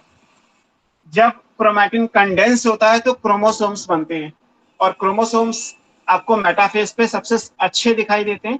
हालांकि प्रोफेज के लास्ट पे क्रोमोसोम विजिबल हो जाते हैं और एनाफेज तक रहते हैं। टीलोफेज में क्रोमोसोम फिर से डिसअपियर होकर क्रोमैटिन रीअपियर हो जाता है। तो डीएनए की पैकेजिंग का मतलब ये हुआ कि जो डीएनए यानी क्रोमैटिन की फॉर्म में जो रेस्टिंग स्टेज में है, जब वो मेटाफेज पे क्रोमोसोम की फॉर्म में जाएगा तो वो कंडेंस होगा। उस कंडेंसेशन से ही क्रोमोसोम बनते हैं। तो पैकेजिंग ऑफ डीएनए हेलिक्स का मतलब है डीएनए का कंडेंसेशन। डीएनए का डायमीटर कितना है? अभी आपने पढ़ा 2 नैनोमीटर है। आपको डायग्राम में लिख के भी दिखाया था कि डीएनए का डायमीटर कितना है? 2 नैनोमीटर। और ये आप मान लीजिए कि एक मेटाफेज पे जो क्रोमोसोम होता है उसका डायमीटर होता है 1400 नैनोमीटर। तो एक 2 नैनोमीटर का धागा एक 1400 नैनोमीटर के स्ट्रक्चर में कैसे दिखाई देता है? सेल डिवीजन के टाइम पे वो 1400 नैनोमीटर की थिकनेस का है, डायमीटर का है। और जब सेल डिवाइड नहीं कर रहा है इन द रेस्टिंग फेज तो डीएनए का डायमीटर 2 नैनोमीटर का होता है। तो 2 नैनोमीटर से 1400 नैनोमीटर जाने में अलग अलग लेवल हैं कंडेंसेशन के, उनको बोला जाता है पैकेजिंग ऑफ डीएनए हेलिक्स। अब ये प्रोकैरियोट का अलग है, यूकैरियोट का अलग है। जो क्रोमोसोम वर्ड आप पढ़ते हैं, सेल डिवीजन पढ़ते हैं, माइटोसिस मियोसिस पढ़ते हैं, वो सब यूकैरियोट में पढ़ाया जाता है। प्रोकैरियोट या बैक्टीरिया में तो कुछ भी ऐसा नहीं होता। बैक्टीरिया के अंदर जो भी डिवीजन है वो बेसिकली एमाइटोसिस या बाइनरी फिशन कहलाता है। तो अगर हम इसको प्रोकैरियोट की बात करें तो प्रोकैरियोट के अंदर कम है ना। फर्स्ट आएगा इन प्रोकैरियोट। अगर ई कोलाई के अंदर देखा जाए तो क्या है? अभी हमने पढ़ा कि डिस्टेंस बिटवीन बेस पेयर कितनी है, 0.34। ये क्या था, ये था distance between base pair adjacent near by base pair के बीच की। और आपने ये भी पढ़ा भी ई कोलाई के अंदर नंबर ऑफ न्यूक्लियोटाइड कितने हैं, वो आपने लिखा है 4.6 इंटू 10⁶ बेस पेयर है, 4.6 मिलियन बेस पेयर हो गए। Clear in E coli. तो अगर आप लेंथ निकालें तो निकल आएगी length of DNA in E coli, ये कितनी आएगी 0.34 multiplied by 4.6 into 10⁶ this equals to 1.36 millimetre. तो जो बैक्टीरिया माइक्रोस्कोपिक है 10⁻⁻⁶ में, उसके अंदर डीएनए की लंबाई कितनी है, प्लस में है 1.36 मिलीमीटर। तो एक माइक्रोस्कोपिक सेल के अंदर एक मैक्रोस्कोपिक कंपैरेटिवली मैक्रो है 1.36 यानी लगभग 1 मिलीमीटर। तो आपको नेकेड आई से दिख ही जाएगा ना, जबकि बैक्टीरिया तो आपको नेकेड आई से नहीं दिखाई देता। तो एक बड़ा सा डीएनए एक छोटी सी सेल के अंदर कैसे जाएगा, this is called packaging of DNA helix. जब आप प्रोकैरियोट के अंदर पढ़ते हैं तो ये इंपॉर्टेंट है कि डीएनए, हम सब कुछ ई कोलाई के लिए पढ़ रहे हैं पूरे चैप्टर में, इस पूरे चैप्टर में पूरी 12th 11th की बायोलॉजी में जहाँ प्रोकैरियोट लिखा है वहां पे एग्जाम्पल ई कोलाई है, सिंपल है। और आपको सारी चीजें प्रोकैरियोट की ही पढ़नी है, replication, transcription, translation, gene regulation, सब प्रोकैरियोट का पढ़ना है। यूकैरियोट का जब आएगा तब मेंशन होगा कि हाँ भाई ये बात यूकैरियोट की है और ये इस चीज के लिए दी हुई है, वरना नहीं दे रखा तो सब प्रोकैरियोट का। तो डीएनए को अगर आप प्रोकैरियोट यानी ई कोलाई के अंदर देखेंगे तो न्यूक्लियस तो होता नहीं, प्रोकैरियोटिक सेल में न्यूक्लियस नहीं होता, ये आपने पढ़ा होगा। तो डीएनए कहाँ मिलेगा, साइटोप्लाज्म में। DNA is in supercoiled state,